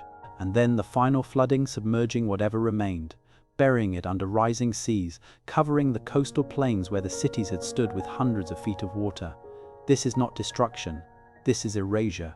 Three-stage process acting over thousands of years. First, fire removing organic materials, then cold killing populations and preventing recovery, then water submerging ruins and covering them with sediment. Each stage compounding the previous stage until what remained, if anything remained, was so fragmentary and scattered that finding it would be like finding a specific grain of sand in desert. Why would the Anunnaki find ruins instead of functioning civilization? Because by the time the Anunnaki arrived, whether they arrived during the Younger Dryas period or after the flooding, the pre-flood civilization was already destroyed. The catastrophe had already happened, the fires had already burned, the populations had already collapsed. The floods had already risen. If the Anunnaki were themselves survivors or descendants of survivors from the catastrophe, fleeing from destroyed coastal regions to highlands, then when they came back down to lowlands after climate stabilized, they would have found exactly what Sumerian texts describe. Ruins of cities, ancient foundations, damaged knowledge, scattered survivor populations carrying fragments of the old traditions, a world that had ended waiting to be rebuilt. If the Anunnaki came from elsewhere, from highlands that were less affected, or from other regions entirely, they still would have arrived in a post-catastrophe landscape. They would have encountered survivor populations, they would have found ruins. They would have discovered that this land had history, the cities had existed before, that knowledge had existed before, and they would have built on top of what they found, incorporating the ancient foundations, recovering the old knowledge, teaching survivors how to rebuild. Either interpretation fits the pattern.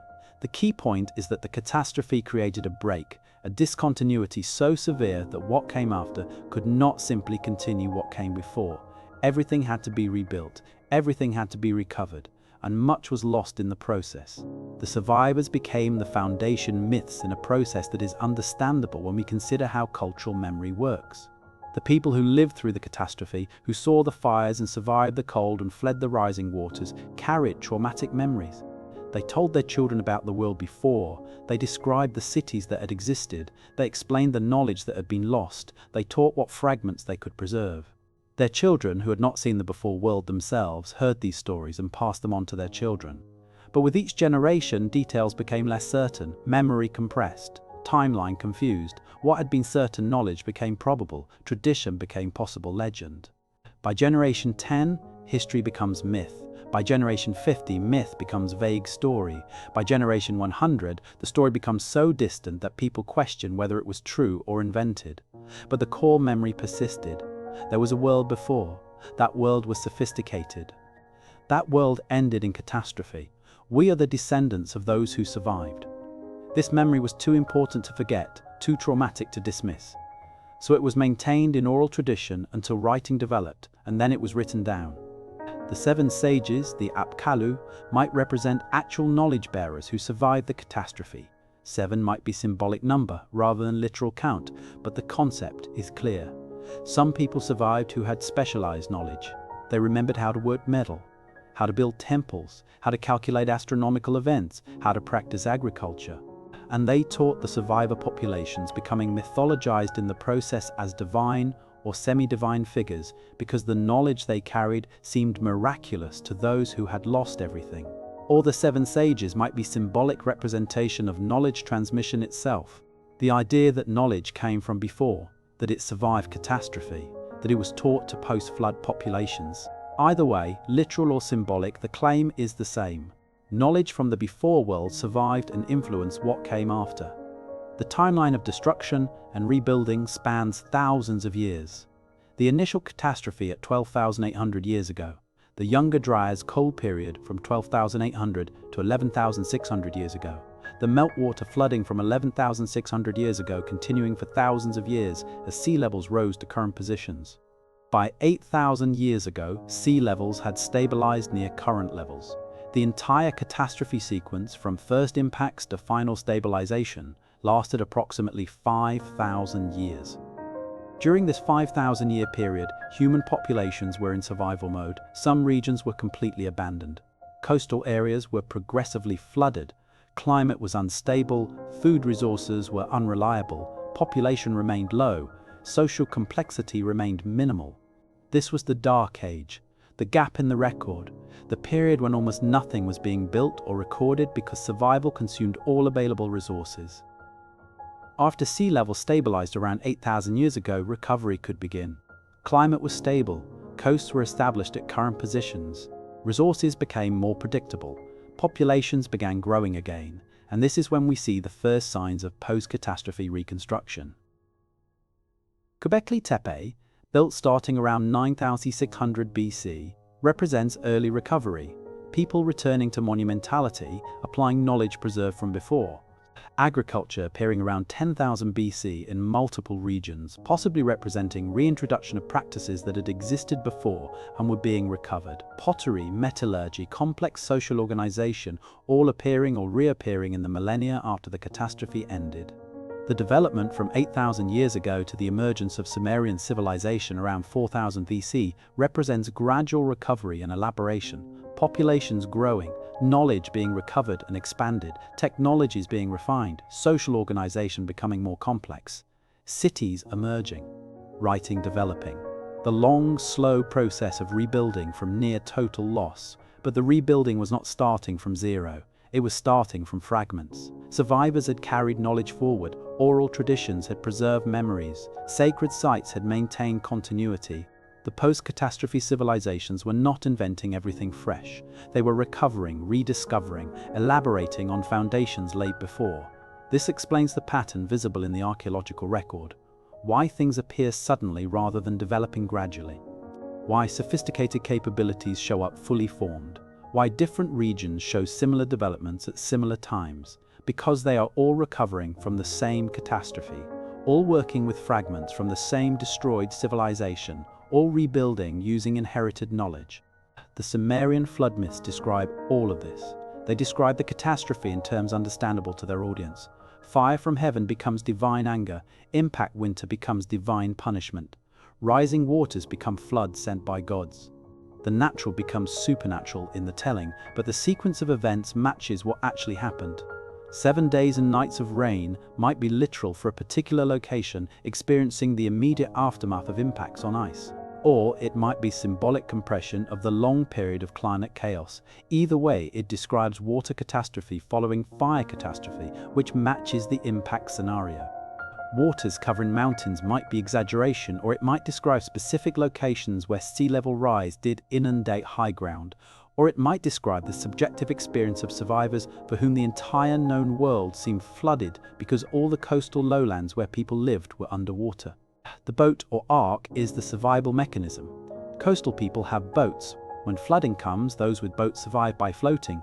Those without boats try to flee to high ground. Many do not make it. The boat becomes the symbol of salvation, the means by which the few escaped what killed the many. Landing on mountain after water recedes describes survivors ending up in highlands after fleeing coastal flooding. Making sacrifice describes attempting to appease whatever divine forces caused the catastrophe. Promise that such flood will not recur describes hope that the worst is over, that the climate will stabilize, that rebuilding can begin. All of it, when stripped of supernatural elements, describes plausible human experience of actual catastrophe. The myths are not invented fiction. They're compressed, distorted, mythologized history. The framework is mythological, but the core events are real. The world before the Anunnaki ended in fire and water and time. It ended in cosmic catastrophe, climate chaos, and rising seas. It ended so completely that when the Anunnaki arrived, whether they were survivors themselves or newcomers to the region, they found ruins instead of cities, fragments instead of libraries, scattered populations instead of organized civilization. And they rebuilt, using the ancient foundations, recovering the old knowledge, incorporating the survivors, creating synthesis of what had been before and what was being developed after, building Sumerian civilization on top of the shattered remains of pre-flood civilization. The catastrophe was real, the destruction was comprehensive, the survival was fragmentary, the recovery was gradual, and the memory was preserved, written down, transmitted across thousands of years to us. The question is whether we are willing to take that memory seriously, whether we acknowledge that catastrophe happened, whether we investigate what was destroyed, whether we learn from their erasure, or whether we dismiss it all as mythology and assume it cannot happen to us, because the mechanisms that erased them are still operating. Cosmic threats continue, climate changes, sea levels can rise, civilizations can fall, knowledge can be lost. And we, building our own sophisticated civilization on vulnerable coasts, concentrating our populations in exactly the same places they concentrated, might be walking the same path toward the same fate. The catastrophe that ended them is warning for us. Not because we can prove every detail of what happened, but because we know catastrophe happened. We know it destroyed whatever existed before. We know survivors preserved what they could. We know rebuilding took thousands of years. And we know that none of our sophistication, none of our technology, none of our confidence makes us immune. We are just as vulnerable as they were. The only difference is whether we learn from their experience or repeat it. The fire and water and time are waiting. The pattern continues. And the question is whether we are wise enough to break the cycle or arrogant enough to believe we are different, special, safe. The catastrophe happened before, it can happen again. And the ruins we leave behind, if we are not careful, will be as fragmentary and debated as the ruins they left. Future archaeologists will stand where our cities were and ask the same question. Did they really exist? Were they sophisticated? What happened to them? The answer depends on what we do now, on whether we prepare, on whether we preserve, on whether we remember that we are not the first and might not be the last, on whether we take the warning seriously, The catastrophe is not ancient history, it is present warning, and the choice is ours. Memory is fragile. Human memory degrades across generations. Details are lost. Stories are simplified. Events are compressed. After 10 generations, history becomes legend. After 50 generations, legend becomes myth. After 100 generations, myth becomes vague story that people question whether it was ever true. And after 480 generations, which is approximately the span from the catastrophe to the emergence of Sumerian civilization, complete amnesia should be expected. Yet the Sumerians remembered. They remembered that there was a world before. They remembered that cities existed before the flood. They remembered that knowledge existed before the flood. They remembered the names of those cities. They remembered the sequence of kings who ruled before the catastrophe. They remembered that wisdom came from the 7 sages. They remembered that their civilization was built on ancient foundations. They remembered all of this despite 480 generations of separation from the events they were describing. This is extraordinary. This requires explanation. How does cultural memory survive across such vast spans of time? How do details remain recognizable despite inevitable distortion? How do the Sumerians know what they claim to know about the before time? And why did they consider it important enough to write down, to preserve in permanent clay, to copy and recopied across generations? The answer involves understanding how oral tradition works, how knowledge transmission functions in pre-literate societies, how trauma creates memory that resists forgetting, and how the Sumerians themselves understood their role as preservers of ancient wisdom rather than inventors of new knowledge. Oral tradition is not simply storytelling. It is not casual conversation that changes with each telling. It is formalized knowledge transmission using specific techniques to preserve information across generations. Cultures that depend on oral tradition develop methods that seem almost superhuman to literate people who assume memory is weak and unreliable. Professional rememberers, people whose role in society is to memorize and transmit specific bodies of knowledge, can maintain extraordinary amounts of information with high fidelity. The techniques include rhythm and poetry, which make memorization easier and detect errors when rhythm breaks. Formulaic language, where certain phrases are always used in certain contexts, creating patterns that aid recall. Repetition, where important information is stated multiple times in multiple contexts. Story structure, where information is embedded in narratives that are easier to remember than abstract facts. And social verification, where multiple people know the same information and can correct each other if memory drifts. These techniques allow oral cultures to maintain complex knowledge for many generations. The Vedas were transmitted orally for thousands of years before being written down, and when finally recorded, different lineages of transmission showed remarkable consistency, proving the reliability of the oral methods. The Aboriginal Australian songlines preserve geographical and historical information across tens of thousands of years, encoding in song and story the knowledge necessary for survival in harsh environments. The Sumerians were not unique in having oral traditions. Every culture has them, but the Sumerians were among the first to write them down.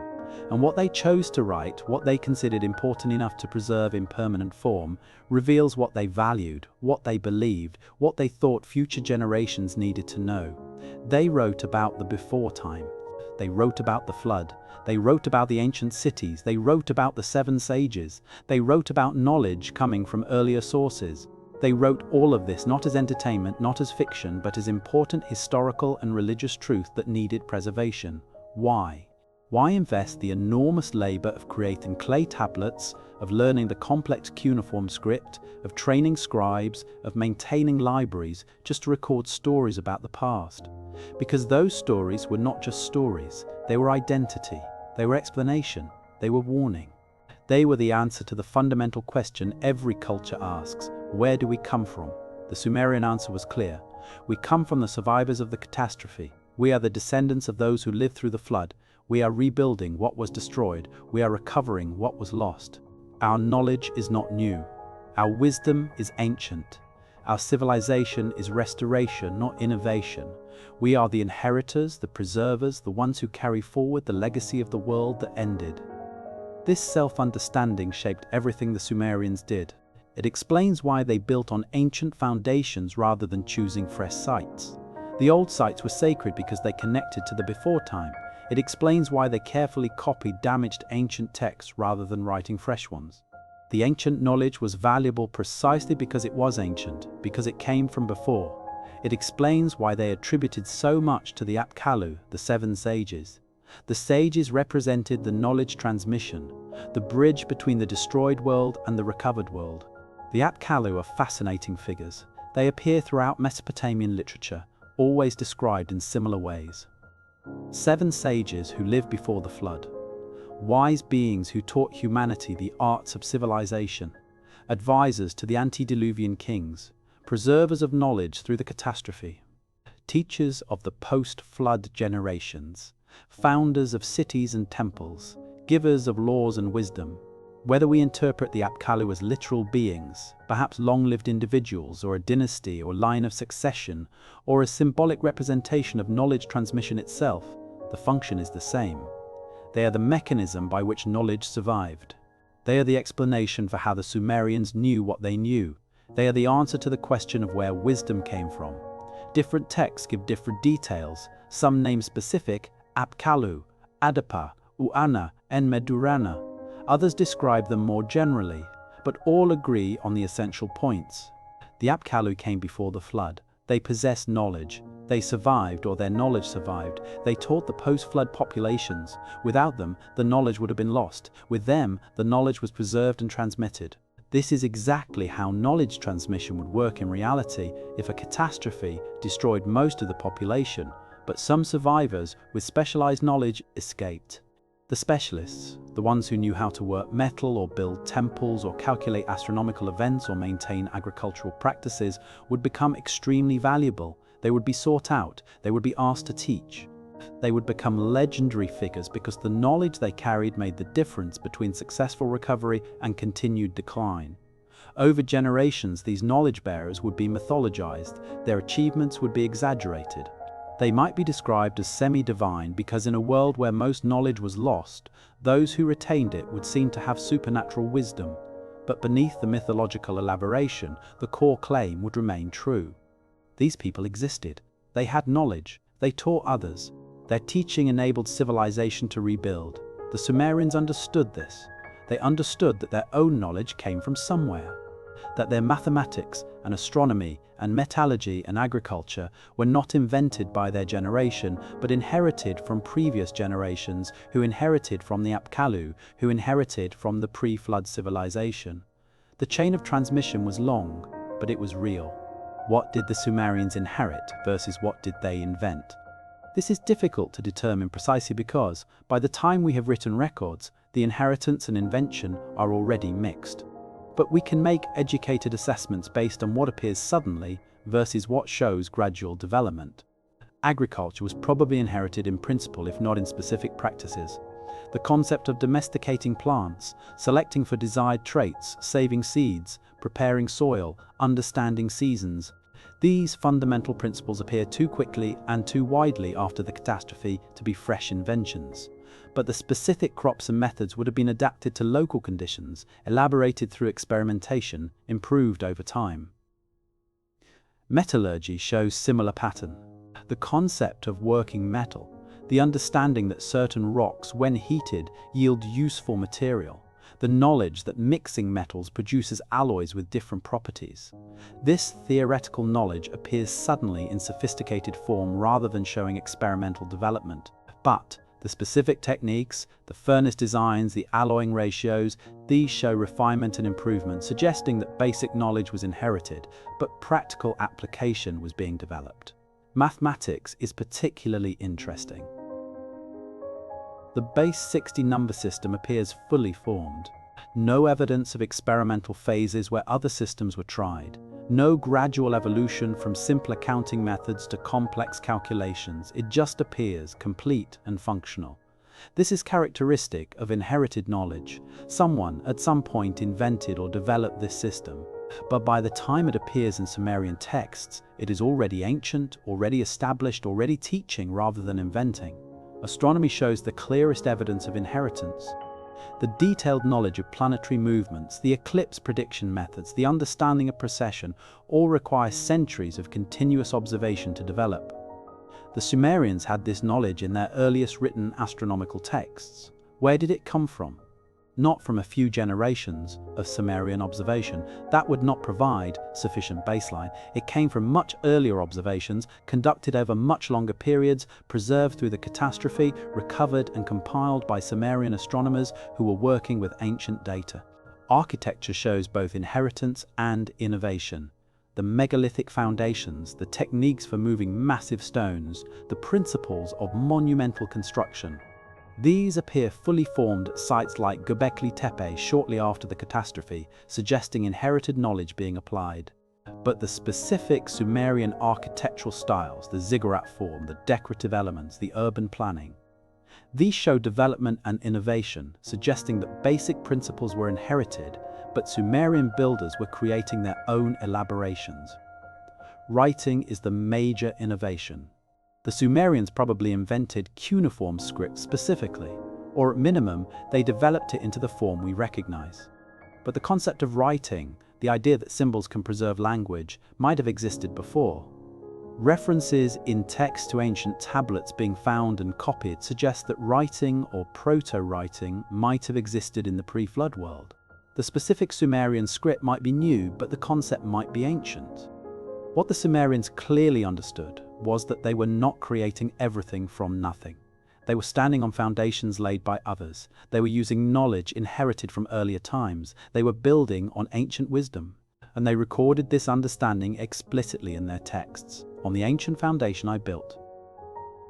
This phrase appears repeatedly in royal inscriptions. It is a statement of continuity.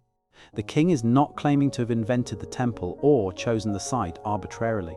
He is building where others built before. He is maintaining continuity with ancient tradition. He is preserving rather than innovating, following the plans of former times. Another common phrase in building inscriptions. The plans existed before. The knowledge of how to build, where to build, what to build, this was inherited. The current builder is executing inherited plans rather than designing from scratch, as it had been in ancient times. This phrase appears in restoration texts. When rebuilding damaged temples, the goal was to recreate what had existed before, not to improve or change, but to restore, because what had existed before was considered correct, proper, sanctioned by ancient authority. All of this language reveals a culture that valued antiquity, that considered ancient knowledge superior to new innovation, that saw their role as preservers rather than creators. This is not false modesty. This is genuine understanding that they were working with inherited material, and this understanding shaped how they approached everything. When they developed mathematics, they were building on inherited base 60 system. When they practiced astronomy, they were refining observations begun by ancestors. When they built temples, they were restoring ancient sites. When they wrote myths, they were recording ancient traditions. Everything pointed backward to the before time, to the source, to the original wisdom. The burden of being second rather than first is subtle but profound. If you believe you are the first civilization, you have freedom to innovate, to experiment, to create new forms without concern for tradition. You can claim credit for your achievements. You can take pride in being pioneers. But if you believe you are the second, if you know that others came before and achieved great things and were destroyed, the psychology is different. You carry weight of preservation. You have responsibility to maintain what was given to you. You cannot simply innovate freely because innovation might mean losing something ancient and valuable.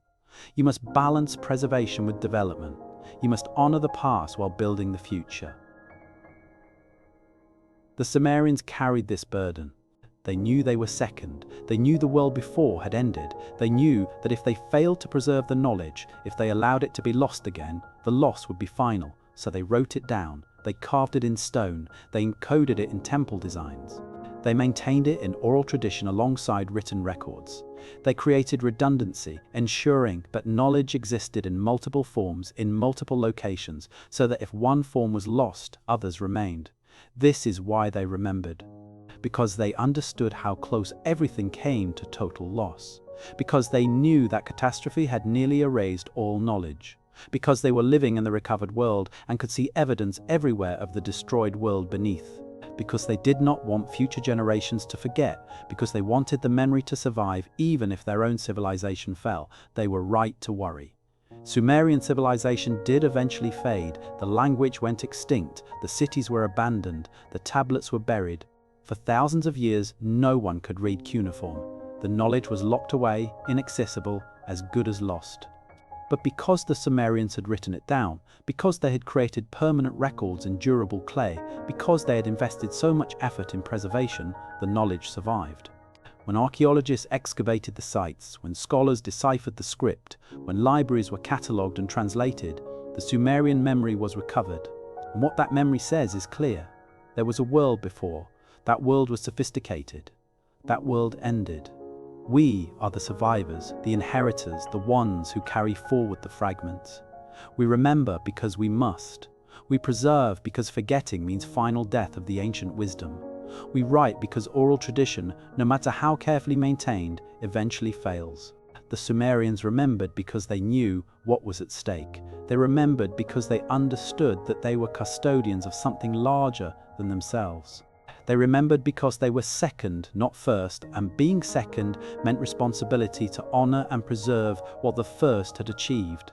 And they hoped, perhaps, that future generations would read their records and understand, would see the pattern, would recognize that civilizations rise and fall, would learn from the catastrophe that destroyed the world before, would prepare rather than assume safety, would preserve rather than assume permanence. They hoped we would remember, they hoped we would learn, they hoped we would not repeat the fate of the world that ended. The question is whether we are listening, whether we take their memory seriously, whether we honor their effort to preserve across thousands of years, whether we learn from what they tried so hard to teach.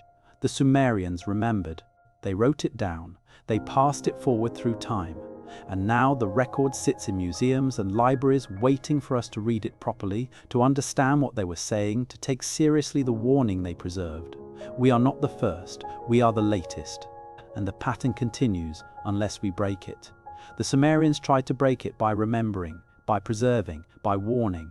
The question is whether their memory survives in us, whether we remember that we are second, whether we carry forward the wisdom they worked so hard to maintain, whether we honor the burden they carried, or whether we forget and repeat and become the next world that ends, the next civilization that is destroyed, the next memory that future generations debate about whether we ever existed at all.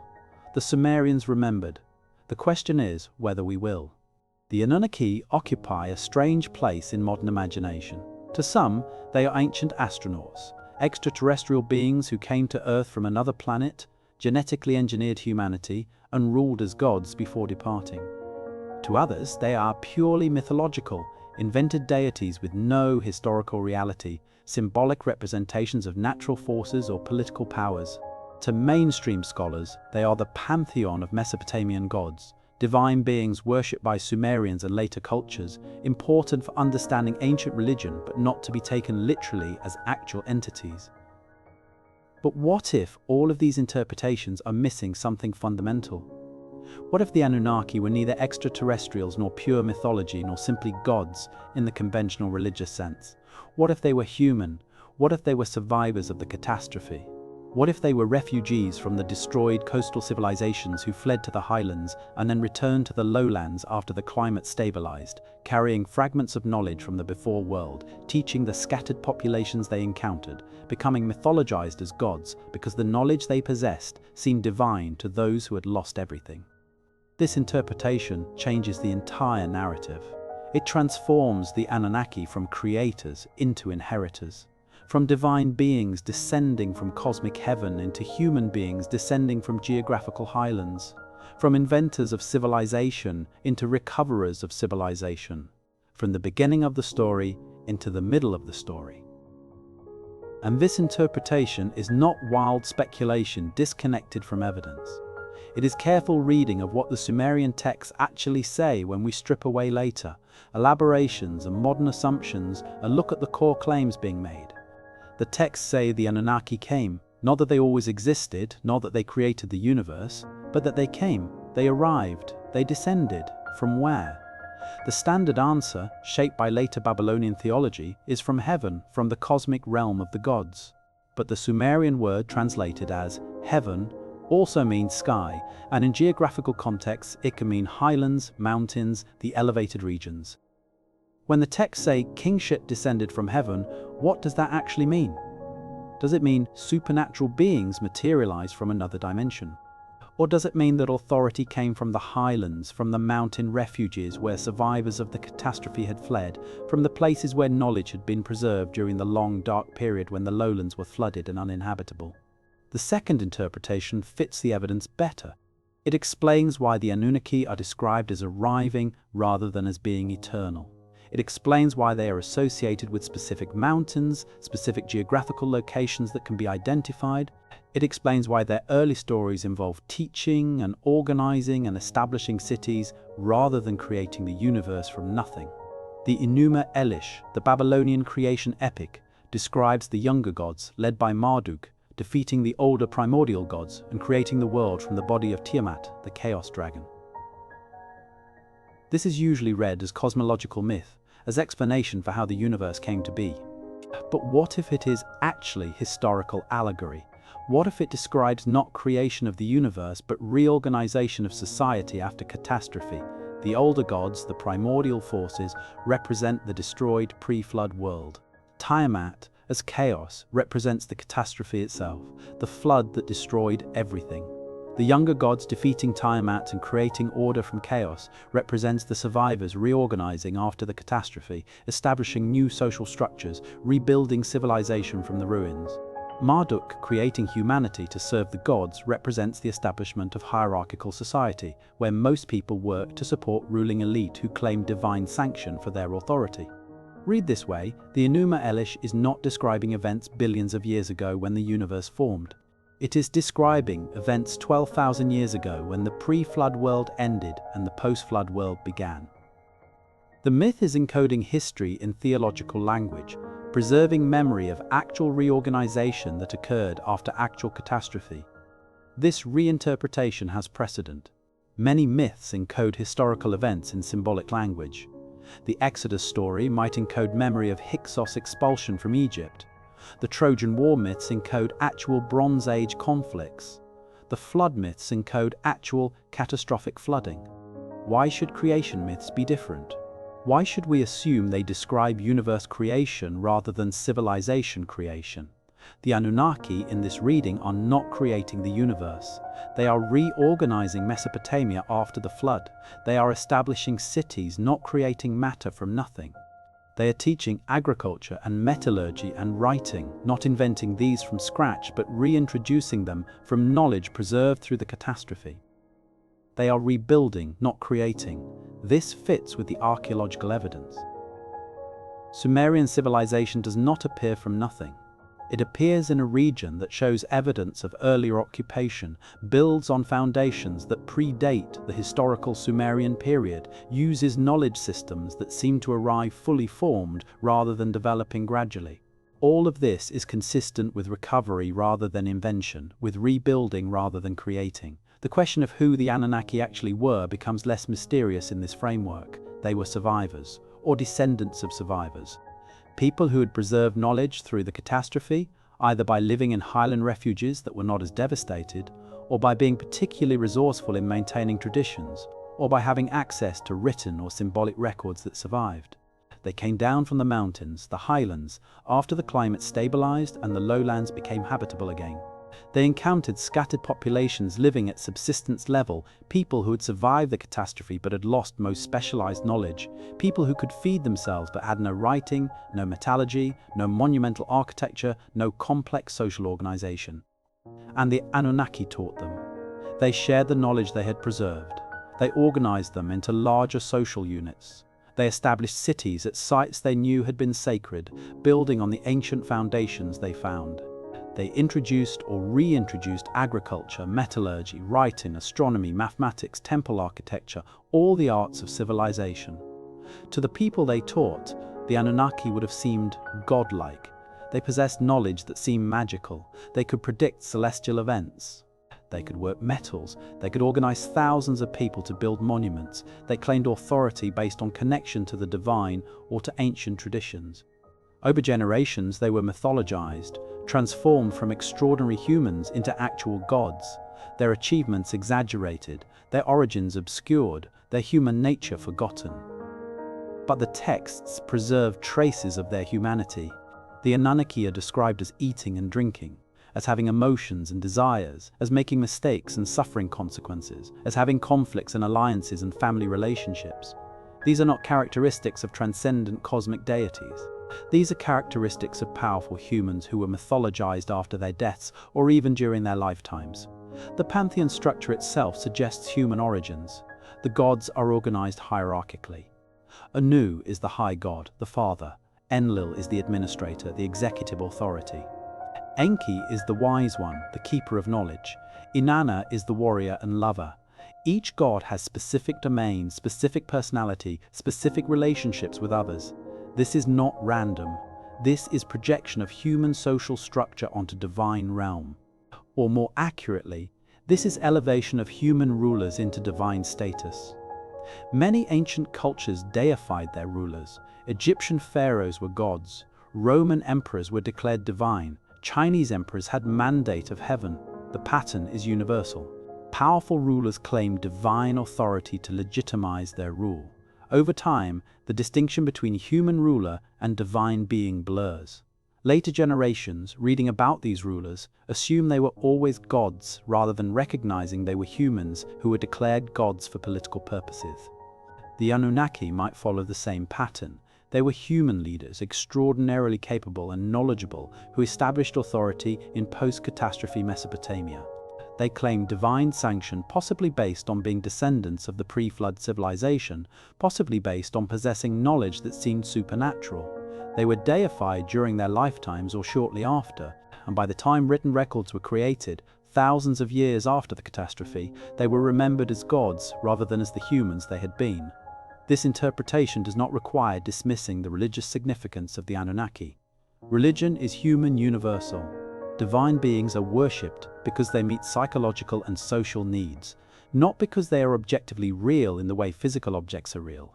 The Anunnaki served religious function for Mesopotamian civilization. They provided explanation for origins, sanction for authority, comfort in uncertainty, meaning in suffering. But serving religious function does not require being supernatural.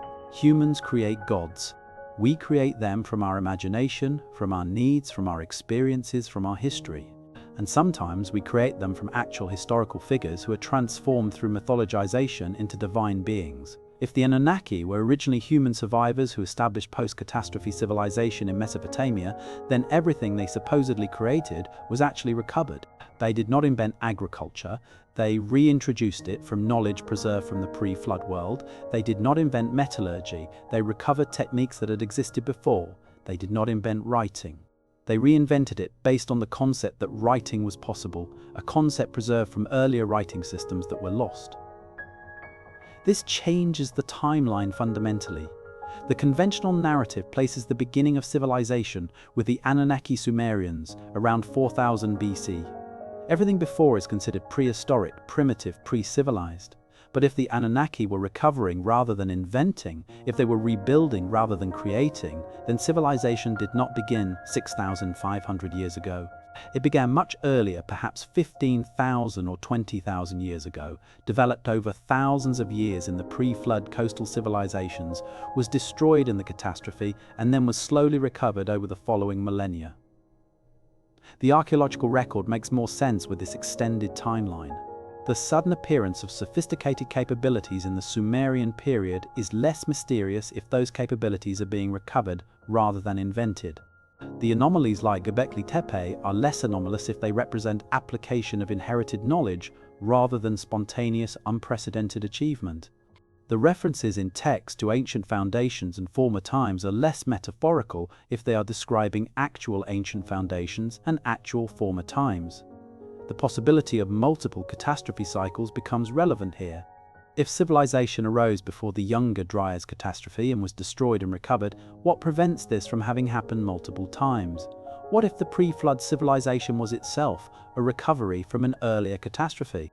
What if the pattern repeats on timescales longer than we have investigated? Geological evidence shows that catastrophic events occur regularly on geological time. Major meteor impacts every few thousand or tens of thousands of years. supervolcanic eruptions every 100,000 years, climate shifts associated with ice age cycles every 100,000 years, rapid sea level changes associated with ice sheet collapses occurring multiple times during ice age transitions. Any of these events could destroy coastal civilizations. Any could cause population collapse. Any could erase physical evidence while leaving scattered survivors to carry fragments forward. And if these events repeat, if catastrophes occur every 10,000 or 20,000 or 50,000 years, then the pattern of rise, achievement, destruction, recovery, rise again could have occurred many times. We lack evidence to prove multiple cycles because each catastrophe erases evidence from the previous cycle. But we lack evidence to disprove it as well.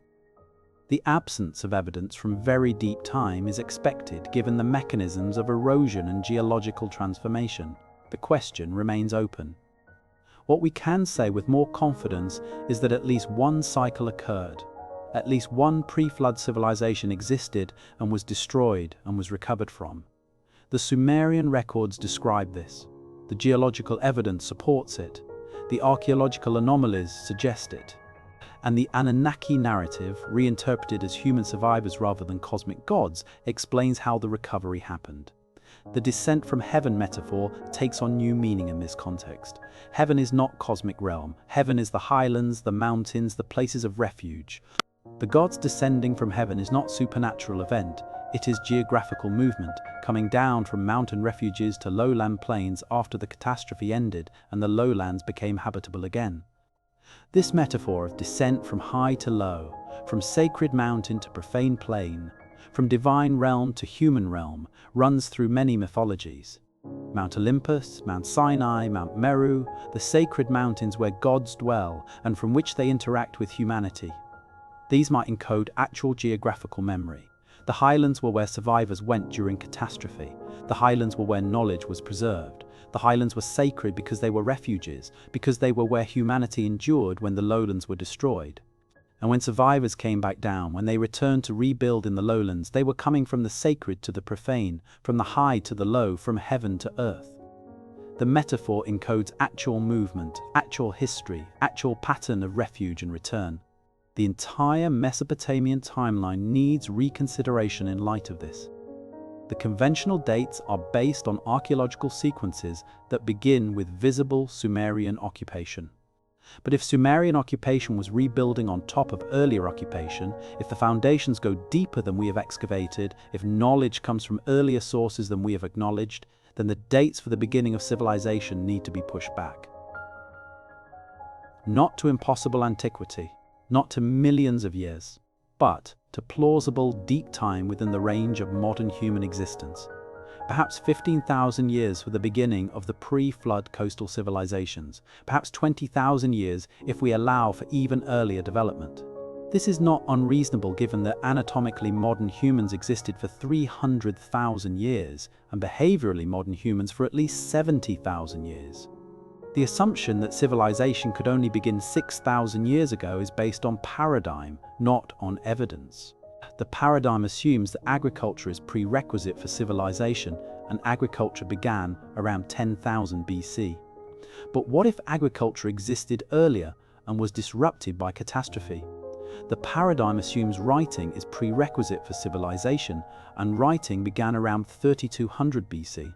But what if writing or proto-writing existed earlier and was lost in catastrophe? None of the supposed prerequisites for civilization are actually prerequisites in the sense that they could not have been achieved earlier. They are prerequisites only in the sense that we see them appearing at certain dates in the archaeological record. But if the record is incomplete, if catastrophe erased earlier developments, if we are looking in the wrong places, then the dates we have are minimum dates, not actual origin dates. The Anunnaki narrative, properly understood, points us toward this deeper timeline. The gods did not create civilization from nothing 6,000 years ago. They recovered civilization from ruins much older. They rebuilt using fragments from the before time. They reintroduced knowledge that had nearly been lost. They organized survivors and refugees into new social structures that incorporated both inherited traditions and new innovations. This is not diminishing the Anunnaki or the Sumerians. This is recognizing that they achieved something arguably more impressive than creation from nothing. They achieved recovery from nearly total loss. They took fragments and rebuilt civilization. They preserved knowledge through dark age when everything seemed lost. They maintained continuity across catastrophe. They refused to let the before world be completely forgotten, and they succeeded. Sumerian civilization emerged. It thrived. It created art and literature, law and mathematics and astronomy. It influenced all subsequent Mesopotamian cultures. It contributed to the foundation of Western civilization. All of this was achieved by people working with inherited fragments, recovering from catastrophe, rebuilding what had been destroyed. The question of whether the Anunnaki were gods or humans might seem important, but ultimately it misses the point. What matters is what they did. They preserved knowledge. They organized society. They rebuilt civilization. They created continuity across catastrophic discontinuity. Whether we call them gods or kings or survivors or refugees, their achievement was real and their legacy persists. We are their descendants, culturally if not genetically. We inherited the civilization they rebuilt. We use mathematical and astronomical knowledge they preserved. We build on foundations they laid, literally and figuratively.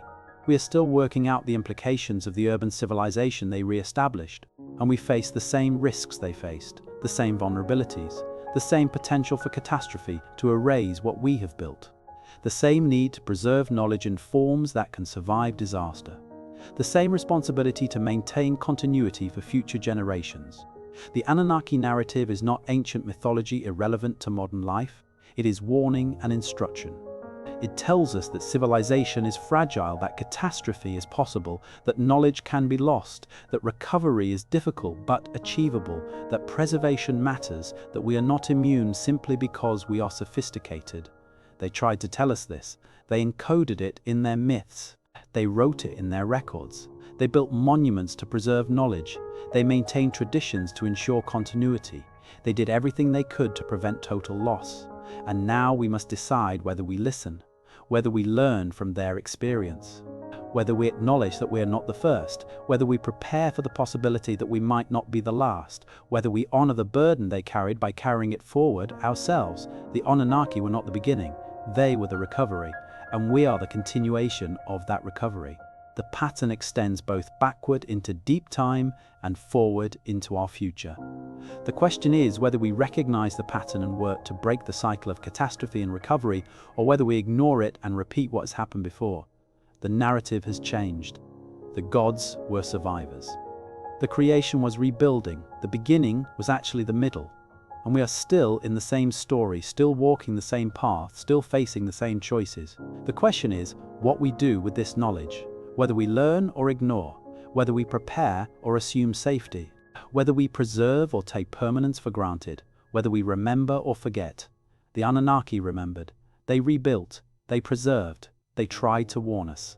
The question is whether we are wise enough to understand the warning and act on it before the pattern repeats, and we become the next civilization that is destroyed, the next gods who are mythologized, the next story that future generations struggle to believe was ever real.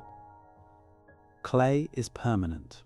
That is why the Sumerians chose it. Wood burns, leather rots, papyrus disintegrates. Stone can be carved but is difficult to work and cannot hold detailed complex text efficiently. But clay, when properly fired or even when simply dried, can last thousands of years. It can be buried and recovered.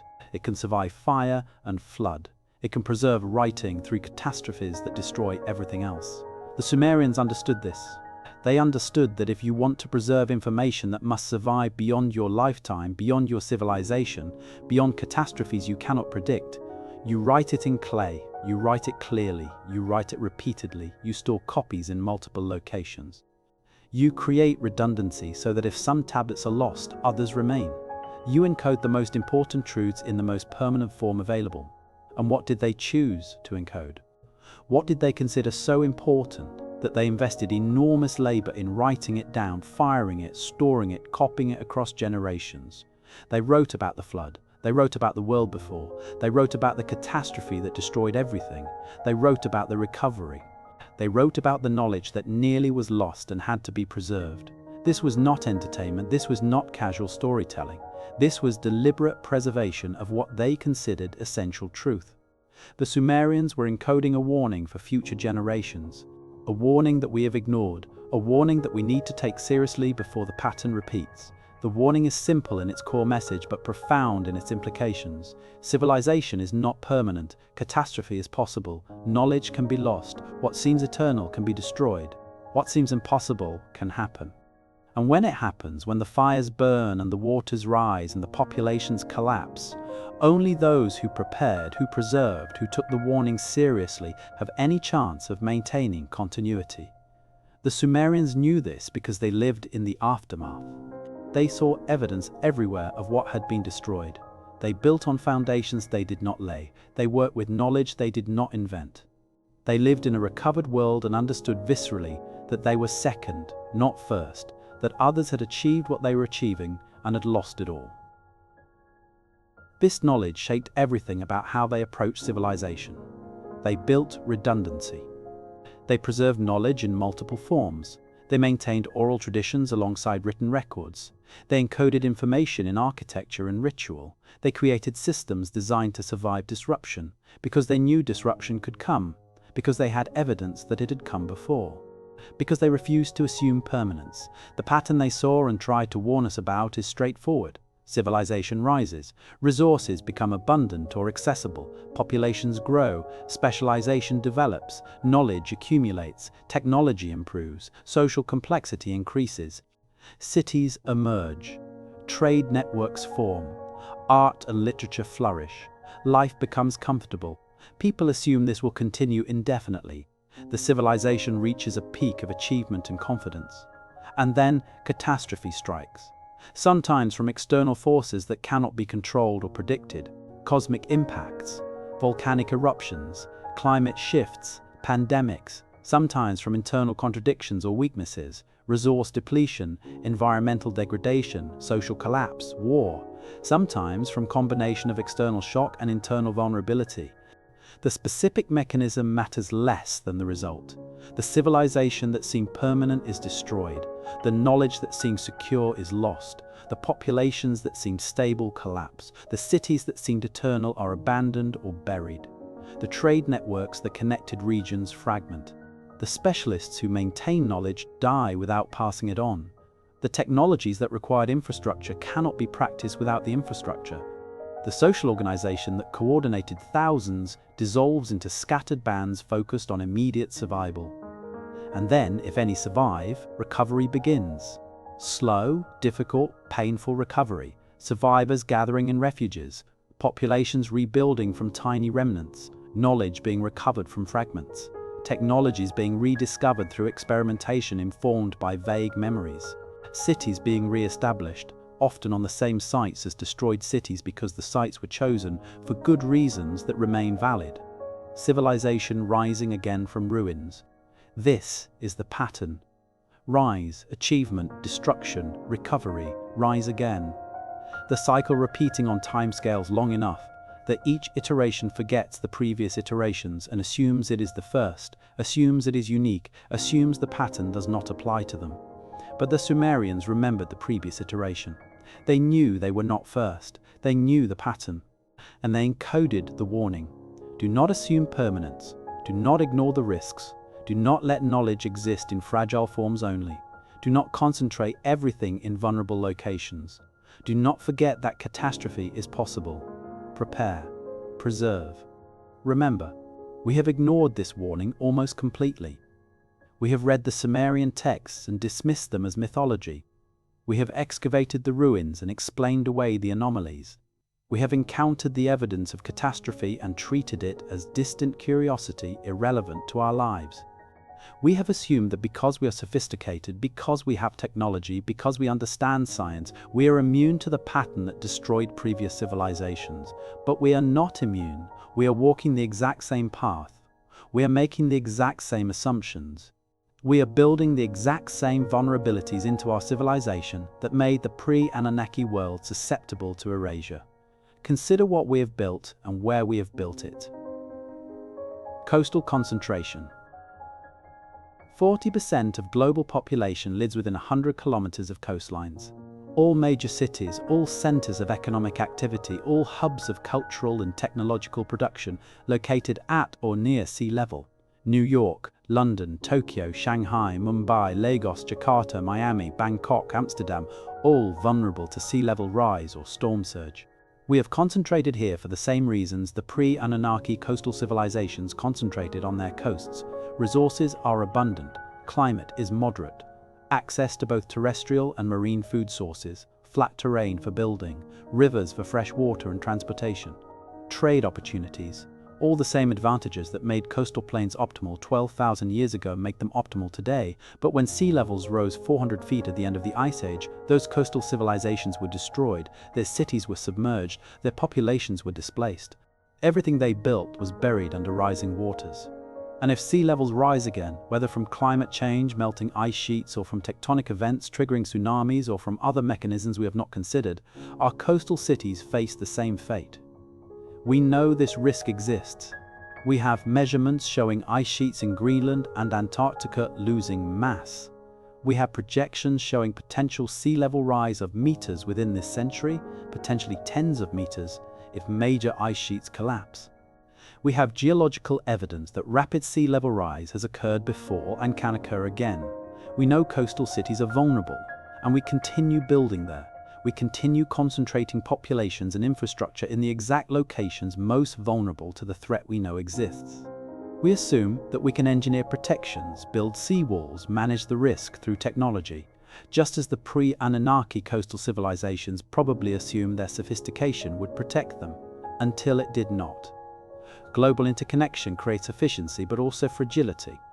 Our supply chains are optimized for cost and speed, with no redundancy, no backup, no resilience. Food production depends on industrial agriculture, which depends on petroleum for fuel, and fertilizer, which depends on global energy markets, which depend on political stability. One disruption cascades through the entire system. Medicine depends on pharmaceutical manufacturing concentrated in a few countries. If those facilities become unavailable through conflict or disaster or political decision, entire industries shut down. Critical minerals for electronics are mined in specific locations.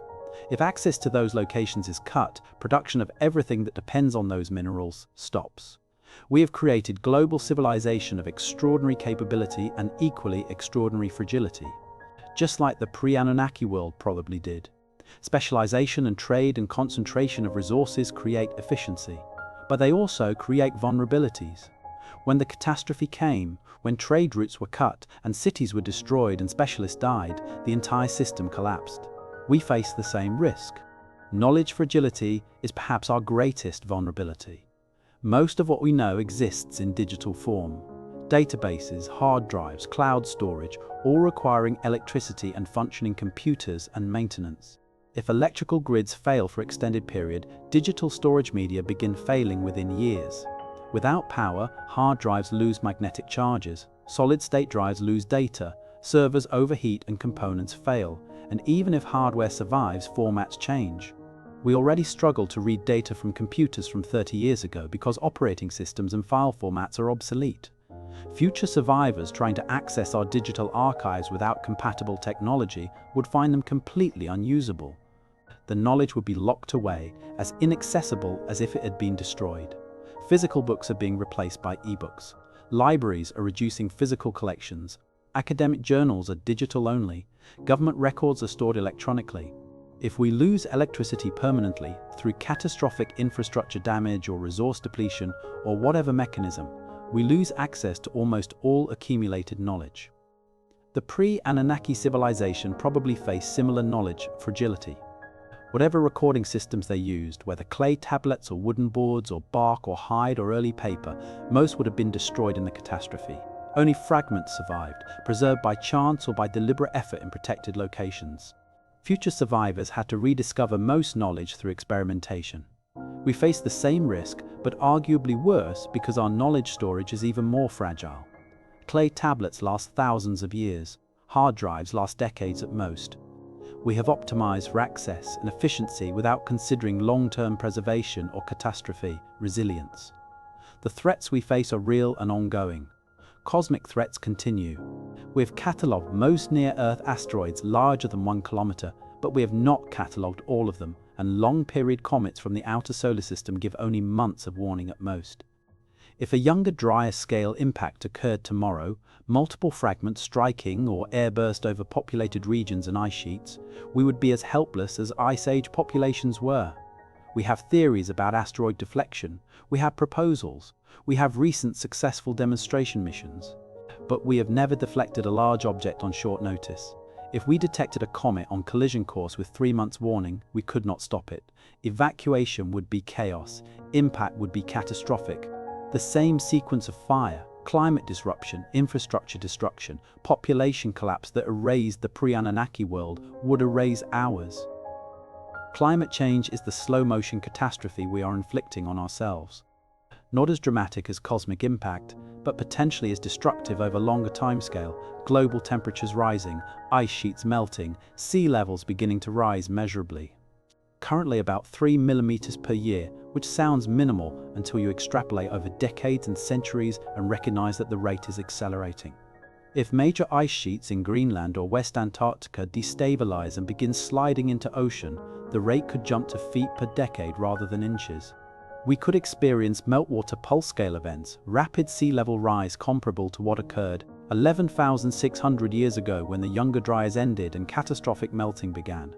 Hundreds of millions of refugees, economic collapse, political instability, cascading failures through interconnected systems. This is not speculation, this is straightforward projection based on physics and current observations. Ice is melting, sea is rising, coasts are flooding. The only uncertainties are how fast and how much, but the direction is clear. And we have 8 billion people now, most coastal infrastructure concentrated exactly where flooding will occur. The displacement and disruption would dwarf anything in recorded history. Ecosystem collapse is another slow threat. We are systematically degrading biological systems that provide essential services. Deforestation, overfishing, pollution, habitat destruction, species extinction accelerating. Each loss removes support from the system. Eventually the system reaches tipping point and collapses suddenly rather than degrading gradually. This happened before. The megafauna extinction at the end of the Ice Age was partly from cosmic catastrophe and climate disruption, but also from ecosystem stress and human overhunting. Large animals disappeared, ecosystems restructured. Humans who depended on hunting megafauna had to adapt or die. We are more dependent on functional ecosystems than Ice Age humans were because we have larger populations and more specialized resource use and less resilience. If ecosystems collapse, if pollinator populations crash or fisheries fail or forests convert to grasslands or ocean currents shift, we collapse with them. We cannot engineer our way out of ecosystem failure. We depend on the biological systems we are destroying. And then there are the self-inflicted catastrophes. Nuclear weapons remain, thousands of warheads, enough destructive power to end civilization multiple times. Launch systems on hair-trigger alert, command and control systems assuming rational actors. But accidents happen, close calls occur. Systems fail in unexpected ways. A limited regional nuclear exchange would kill tens of millions directly and potentially cause global climate disruption from smoke and stratosphere blocking sunlight. A full-scale exchange between major powers would be civilization ending. Nuclear winter, crop failures, starvation. Most of humanity dying within years. Survivors scattered in regions where food production remains possible. Recovery taking centuries or millennia. Exactly the same pattern as the Younger Dryas catastrophe, except self-inflicted rather than imposed by cosmic accident. Engineered pandemics are the nightmare scenario. We now have capability to modify pathogens. Gene editing tools are accessible. Synthesizing viruses from published sequences is possible. An engineered pathogen combining high transmissibility with high lethality, released deliberately or accidentally, could spread globally within weeks. If mortality rate is high and no vaccine exists, population collapse is possible. Not extinction probably, but reduction to levels where civilization cannot be maintained. The Black Death killed 1/3 of Europe. An engineered plague could do worse globally. And in the aftermath, the same pattern. Survivors scattered, knowledge lost, infrastructure collapsing. Slow recovery over generations. All of these threats exist, not hypothetically, actually, right now. We face multiple existential or civilization-threatening risks simultaneously, and we are doing very little to prepare. We are not building resilience. We are not preserving knowledge in durable forms. We are not decentralizing populations and infrastructure. We are not creating backup systems. We are assuming that nothing serious will happen, or that we will adapt when it does, or that our sophistication protects us. But this is exactly the same assumption every civilization makes, the same assumption the pre-Anunnaki world made if it existed. And it is an assumption that catastrophe proves wrong suddenly and violently. This is why the Sumerian warning matters. Not because proving pre-Anunnaki civilization existed changes our current risks. The risks exist whether they existed or not. But because, if they existed and were erased, it proves the principle. It proves that sophisticated civilizations can be destroyed. It proves that erasure is possible. It proves that assuming permanence is delusion. The warning encoded in clay is based on actual experience of actual catastrophe. The Sumerians were not inventing horror stories to scare people. They were preserving memory of what had actually happened.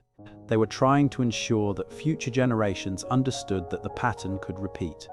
They were encoding in permanent form the knowledge that civilization is fragile and catastrophe is real, and preparation matters and preservation matters, and assuming safety is a fatal mistake. We should listen. We should take the warning seriously. We should acknowledge our vulnerability. We should prepare for catastrophes we hope will not come but know are possible. We should preserve knowledge in forms that can survive disasters. We should build redundancy and resilience into critical systems. We should diversify rather than concentrate. We should create backups rather than assuming single points of failure will never fail. But we do not listen. We dismiss the warning as mythology. We explain away the evidence. We assume we are different, special, immune. We make exactly the same mistakes that led to exactly the same outcomes before, and the pattern continues. Breaking the cycle requires recognizing we are in the cycle, requires acknowledging that we are not the first, requires accepting that we could be erased just as thoroughly as the pre-Anunnaki world was erased, requires humility to admit our vulnerability and wisdom to prepare, despite hoping preparation will prove unnecessary. The Sumerians tried to break the cycle through preservation. They wrote everything down. They created permanent records. They encoded knowledge in multiple forms. They maintained redundancy. They built monuments designed to survive. They did everything they could to ensure that if catastrophe came again, if their civilization fell, knowledge would survive in some form for future generations to recover. And they succeeded, partially. Their tablets survived burial. Their texts were eventually deciphered. Their knowledge was recovered. We stand now with access to their warning, written in clay 4,000 years ago, preserving memory of catastrophe 8,000 years before that, telling us clearly that the pattern repeats and we are not immune. The question is what we do with this knowledge. Whether we honor their effort by taking the warning seriously and preparing, or whether we dismiss it and continue assuming safety until catastrophe proves us wrong. The warning is encoded in clay, permanent, clear, detailed, waiting for anyone willing to read it properly and understand what it means. Not just for understanding the past, but for preparing for the future. Not just for academic curiosity, but for survival. The cycle of rise, achievement, destruction, recovery can be broken. But breaking it requires acknowledging the cycle exists, requires learning from those who experienced it before, requires humility and preparation and preservation and memory. The Sumerians remembered. They preserved, they warned, they tried to break the cycle by ensuring knowledge survived. They hoped future generations would be wiser than they were, would prepare better, would avoid the fate that destroyed the world before. We are those future generations. We have their warning. We have the evidence of what happened. We have the knowledge of our own vulnerabilities. We have the capability to prepare if we choose. The choice is ours. Learn or repeat, prepare or assume, remember or forget. Break the cycle or continue it. Honor the warning encoded in clay or ignore it and become the next civilization that is destroyed, the next world that is erased, the next warning that future generations debate whether to believe. The clay tablets are still speaking, 4,000 years after they were written, 12,000 years after the events they describe. The warning echoes forward through time, clear, urgent, essential. The question is whether we are listening, whether we are wise enough to learn from the erased, whether we break the cycle or become the next iteration of the pattern, whether we honor their memory by surviving, or whether we repeat their fate by forgetting. The warning is there, the choice is ours, and the clock is ticking. We have traveled far together through this investigation, through the silence that haunts ancient records, through the tablets that describe a world before the Anunnaki, through the reconstruction of what that world might have been, through the evidence in stone and clay, through the catastrophe that ended everything, through the survivors who preserved fragments, through the reinterpretation of the Anunnaki narrative, through the warning encoded for us. And now we arrive at the end, not with certainty, not with definitive proof, but with questions, questions that remain unanswered, questions that might always remain unanswered, questions we must learn to live with even as they point toward truths we can never fully verify. This is uncomfortable. We want answers. We want to know definitively whether ancient Sumerian records reveal a world that existed before the Anunnaki. We want proof that settles the question once and for all. We want evidence so clear that even skeptics must accept it. We want the satisfaction of certainty. But the nature of this question denies us that satisfaction. The evidence that would prove the case definitively was destroyed by the very catastrophe we are asking about. We are trying to reconstruct a crime scene after the crime scene has been carpet bombed and then buried under 400 feet of water and then left to decay for 12,000 years. The challenge is not just difficult. The challenge borders on impossible.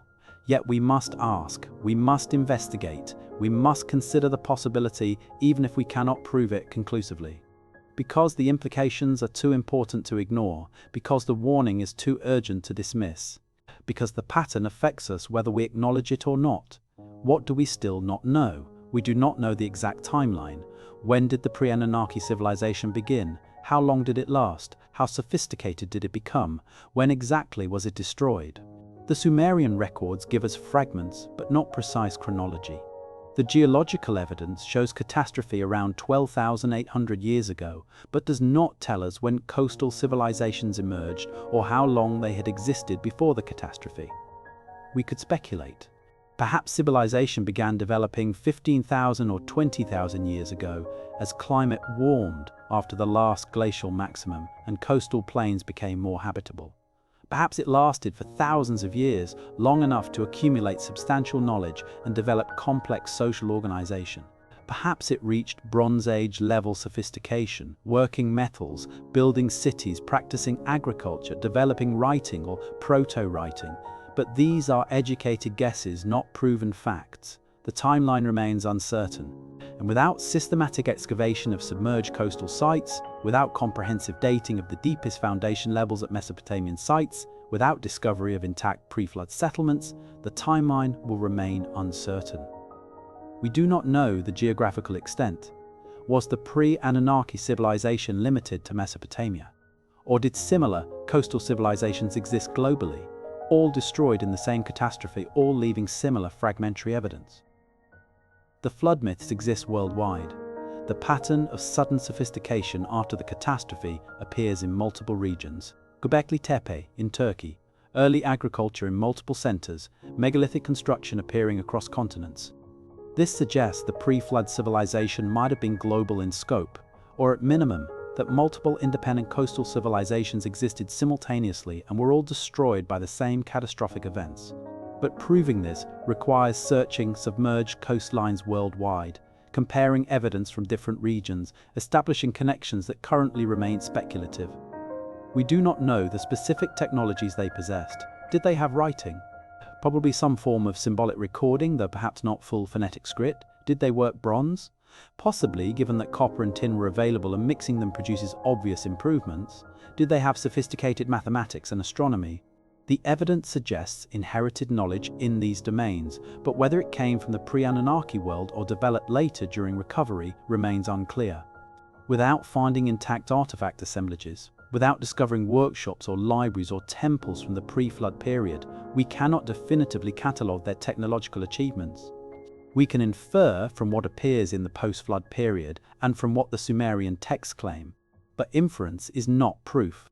We do not know their social organization in detail. Kings and hierarchies seem probable based on universal human patterns and on what the Sumerian king list describes.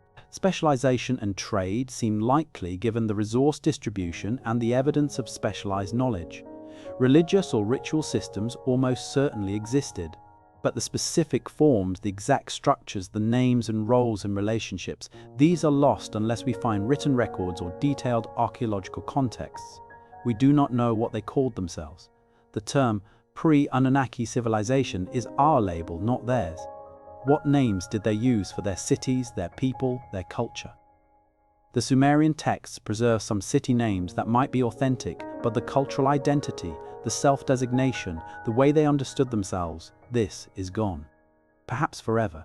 Where might definitive evidence exist? The most promising locations are the submerged continental shelves, the coastal plains that were dry land during the Ice Age and are now underwater. Specifically, the Persian Gulf region, which was entirely dry land before sea level rise, forming a river valley where the Tigris and Euphrates flowed together before reaching the ocean far to the south.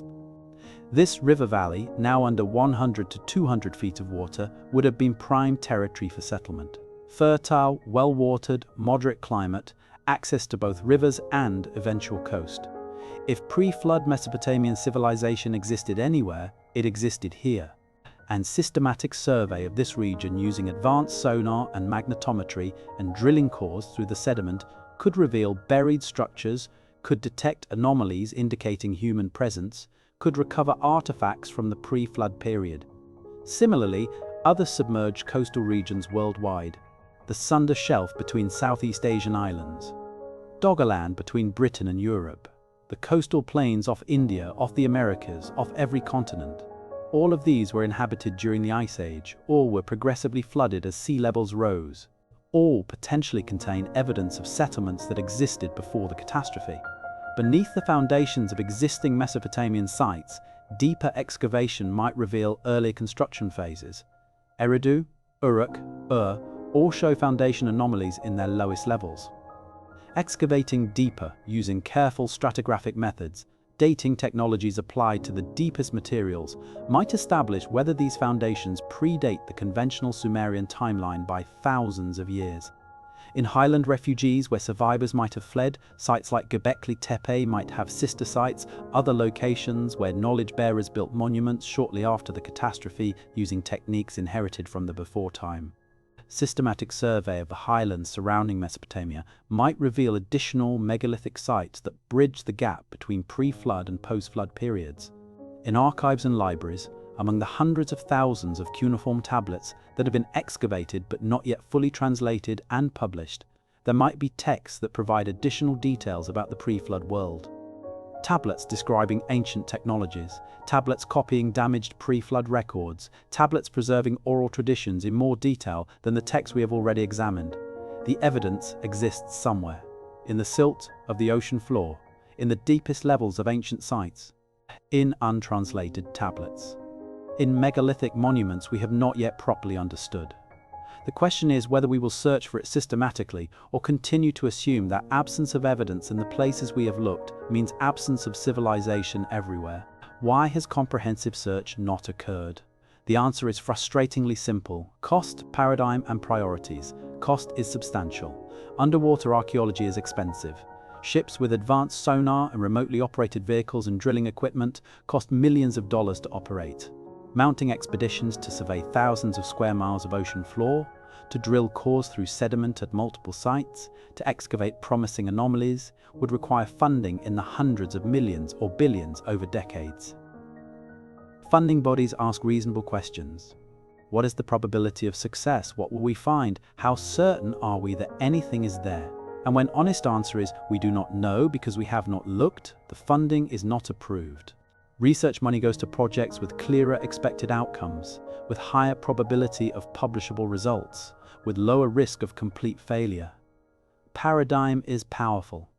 The academic consensus is that civilization began with agriculture around 10,000 BC and cities around 4,000 BC.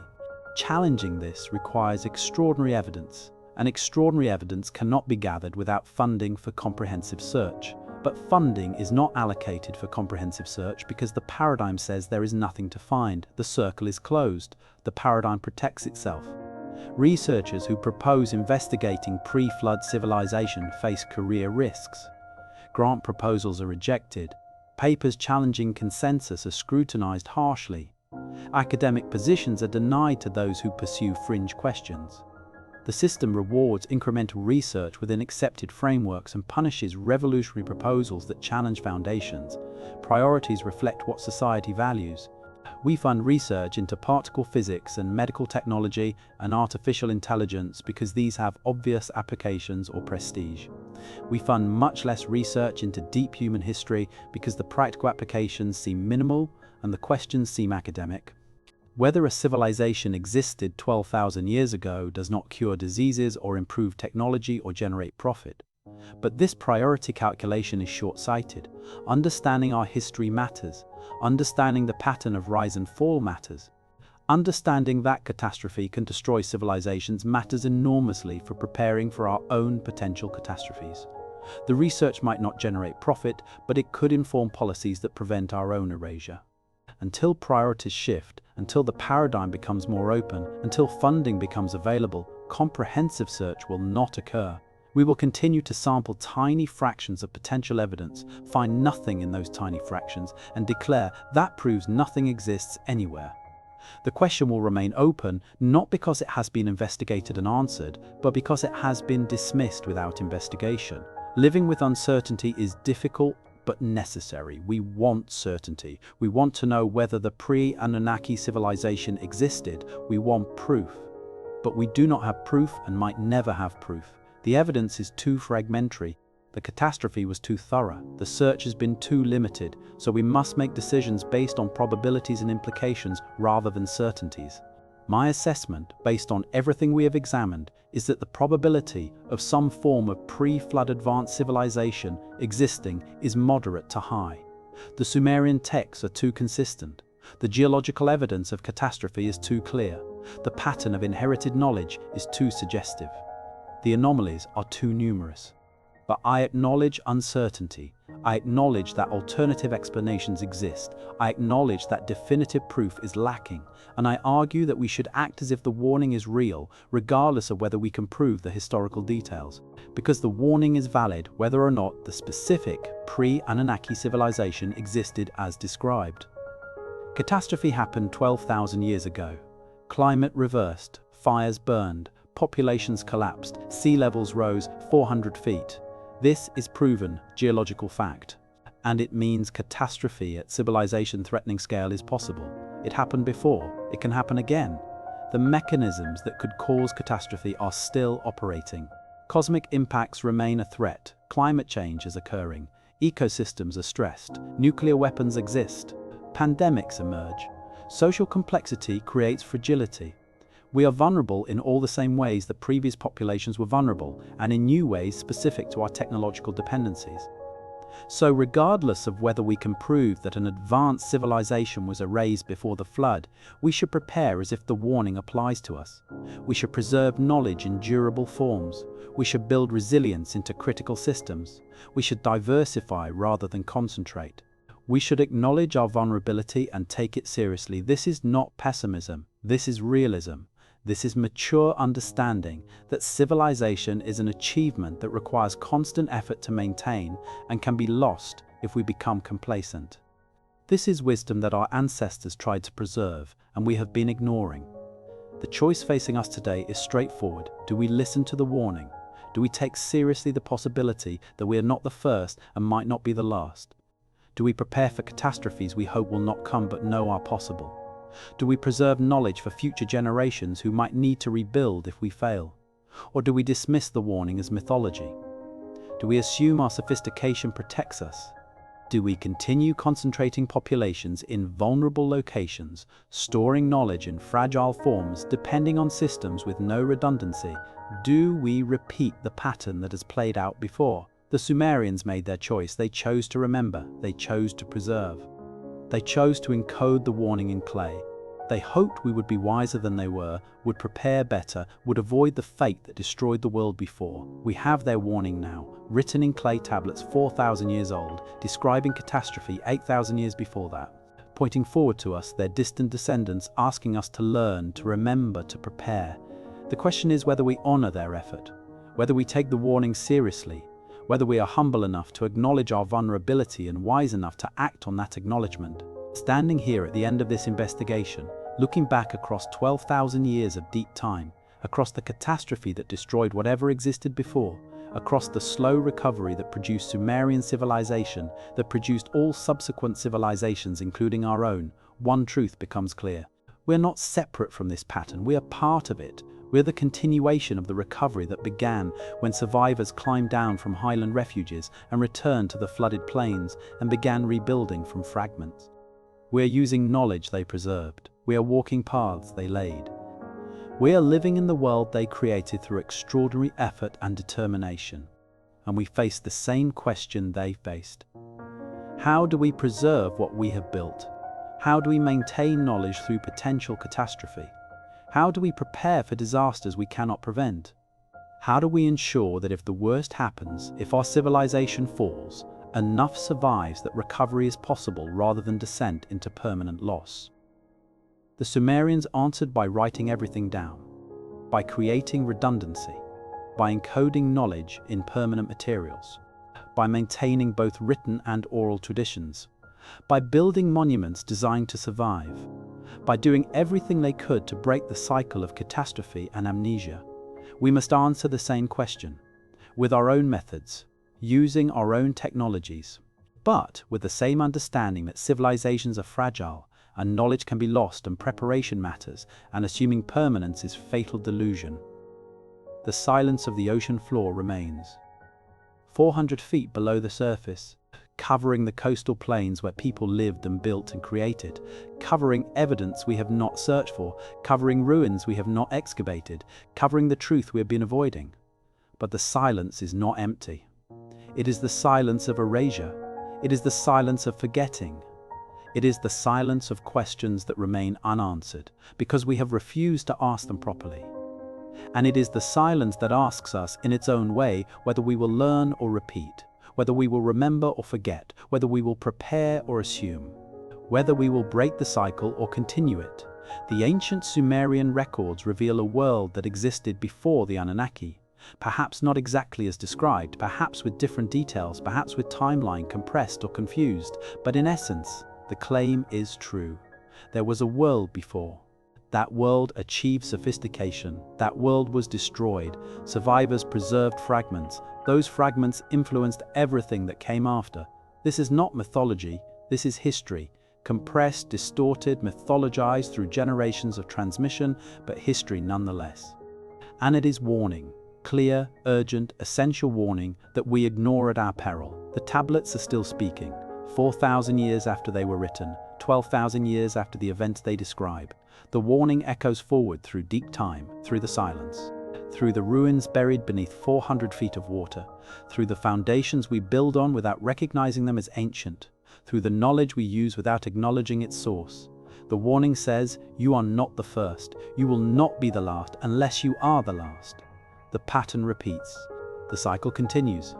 Catastrophe is possible, erasure is real, preparation matters, memory matters, humility matters. We stand now at the same crossroads the Sumerians stood at. Do we remember or forget? Do we preserve or assume? Do we prepare or ignore? Do we honor those who came before by learning from their experience? Or do we dismiss their testimony and their warning and their extraordinary effort to preserve truth across impossible spans of time? The choice is ours. But the clock is ticking, the waters are rising, the threats are real. The pattern continues. And the silence of the ocean floor is asking us in its own way whether we are wise enough to listen to what it is not saying, to hear the warning in the absence, to learn from the erased, to break the cycle before we become the next civilization that is destroyed and forgotten and debated by distant descendants who wonder whether we were ever really here at all. The Sumerians tried to tell us. They encoded it in clay. They preserved it through millennia. They passed it forward to us. They hoped we would understand. They hoped we would learn. They hoped we would be wiser than they were. The question is whether we are, whether we listen, whether we remember, whether we honor their memory by surviving, or whether we forget and repeat and become the next warning that future generations ignore. The silence is speaking. The question is whether we are listening, and the answer will be written not in clay, but in what we do next, in whether we prepare, in whether we preserve, in whether we remember. The ancient Sumerian records revealed a world that existed before the Anunnaki. The world that exists now is ours, and what happens next depends on whether we learn the lesson they tried so hard to teach. The silence is waiting, the pattern continues, and the choice is ours.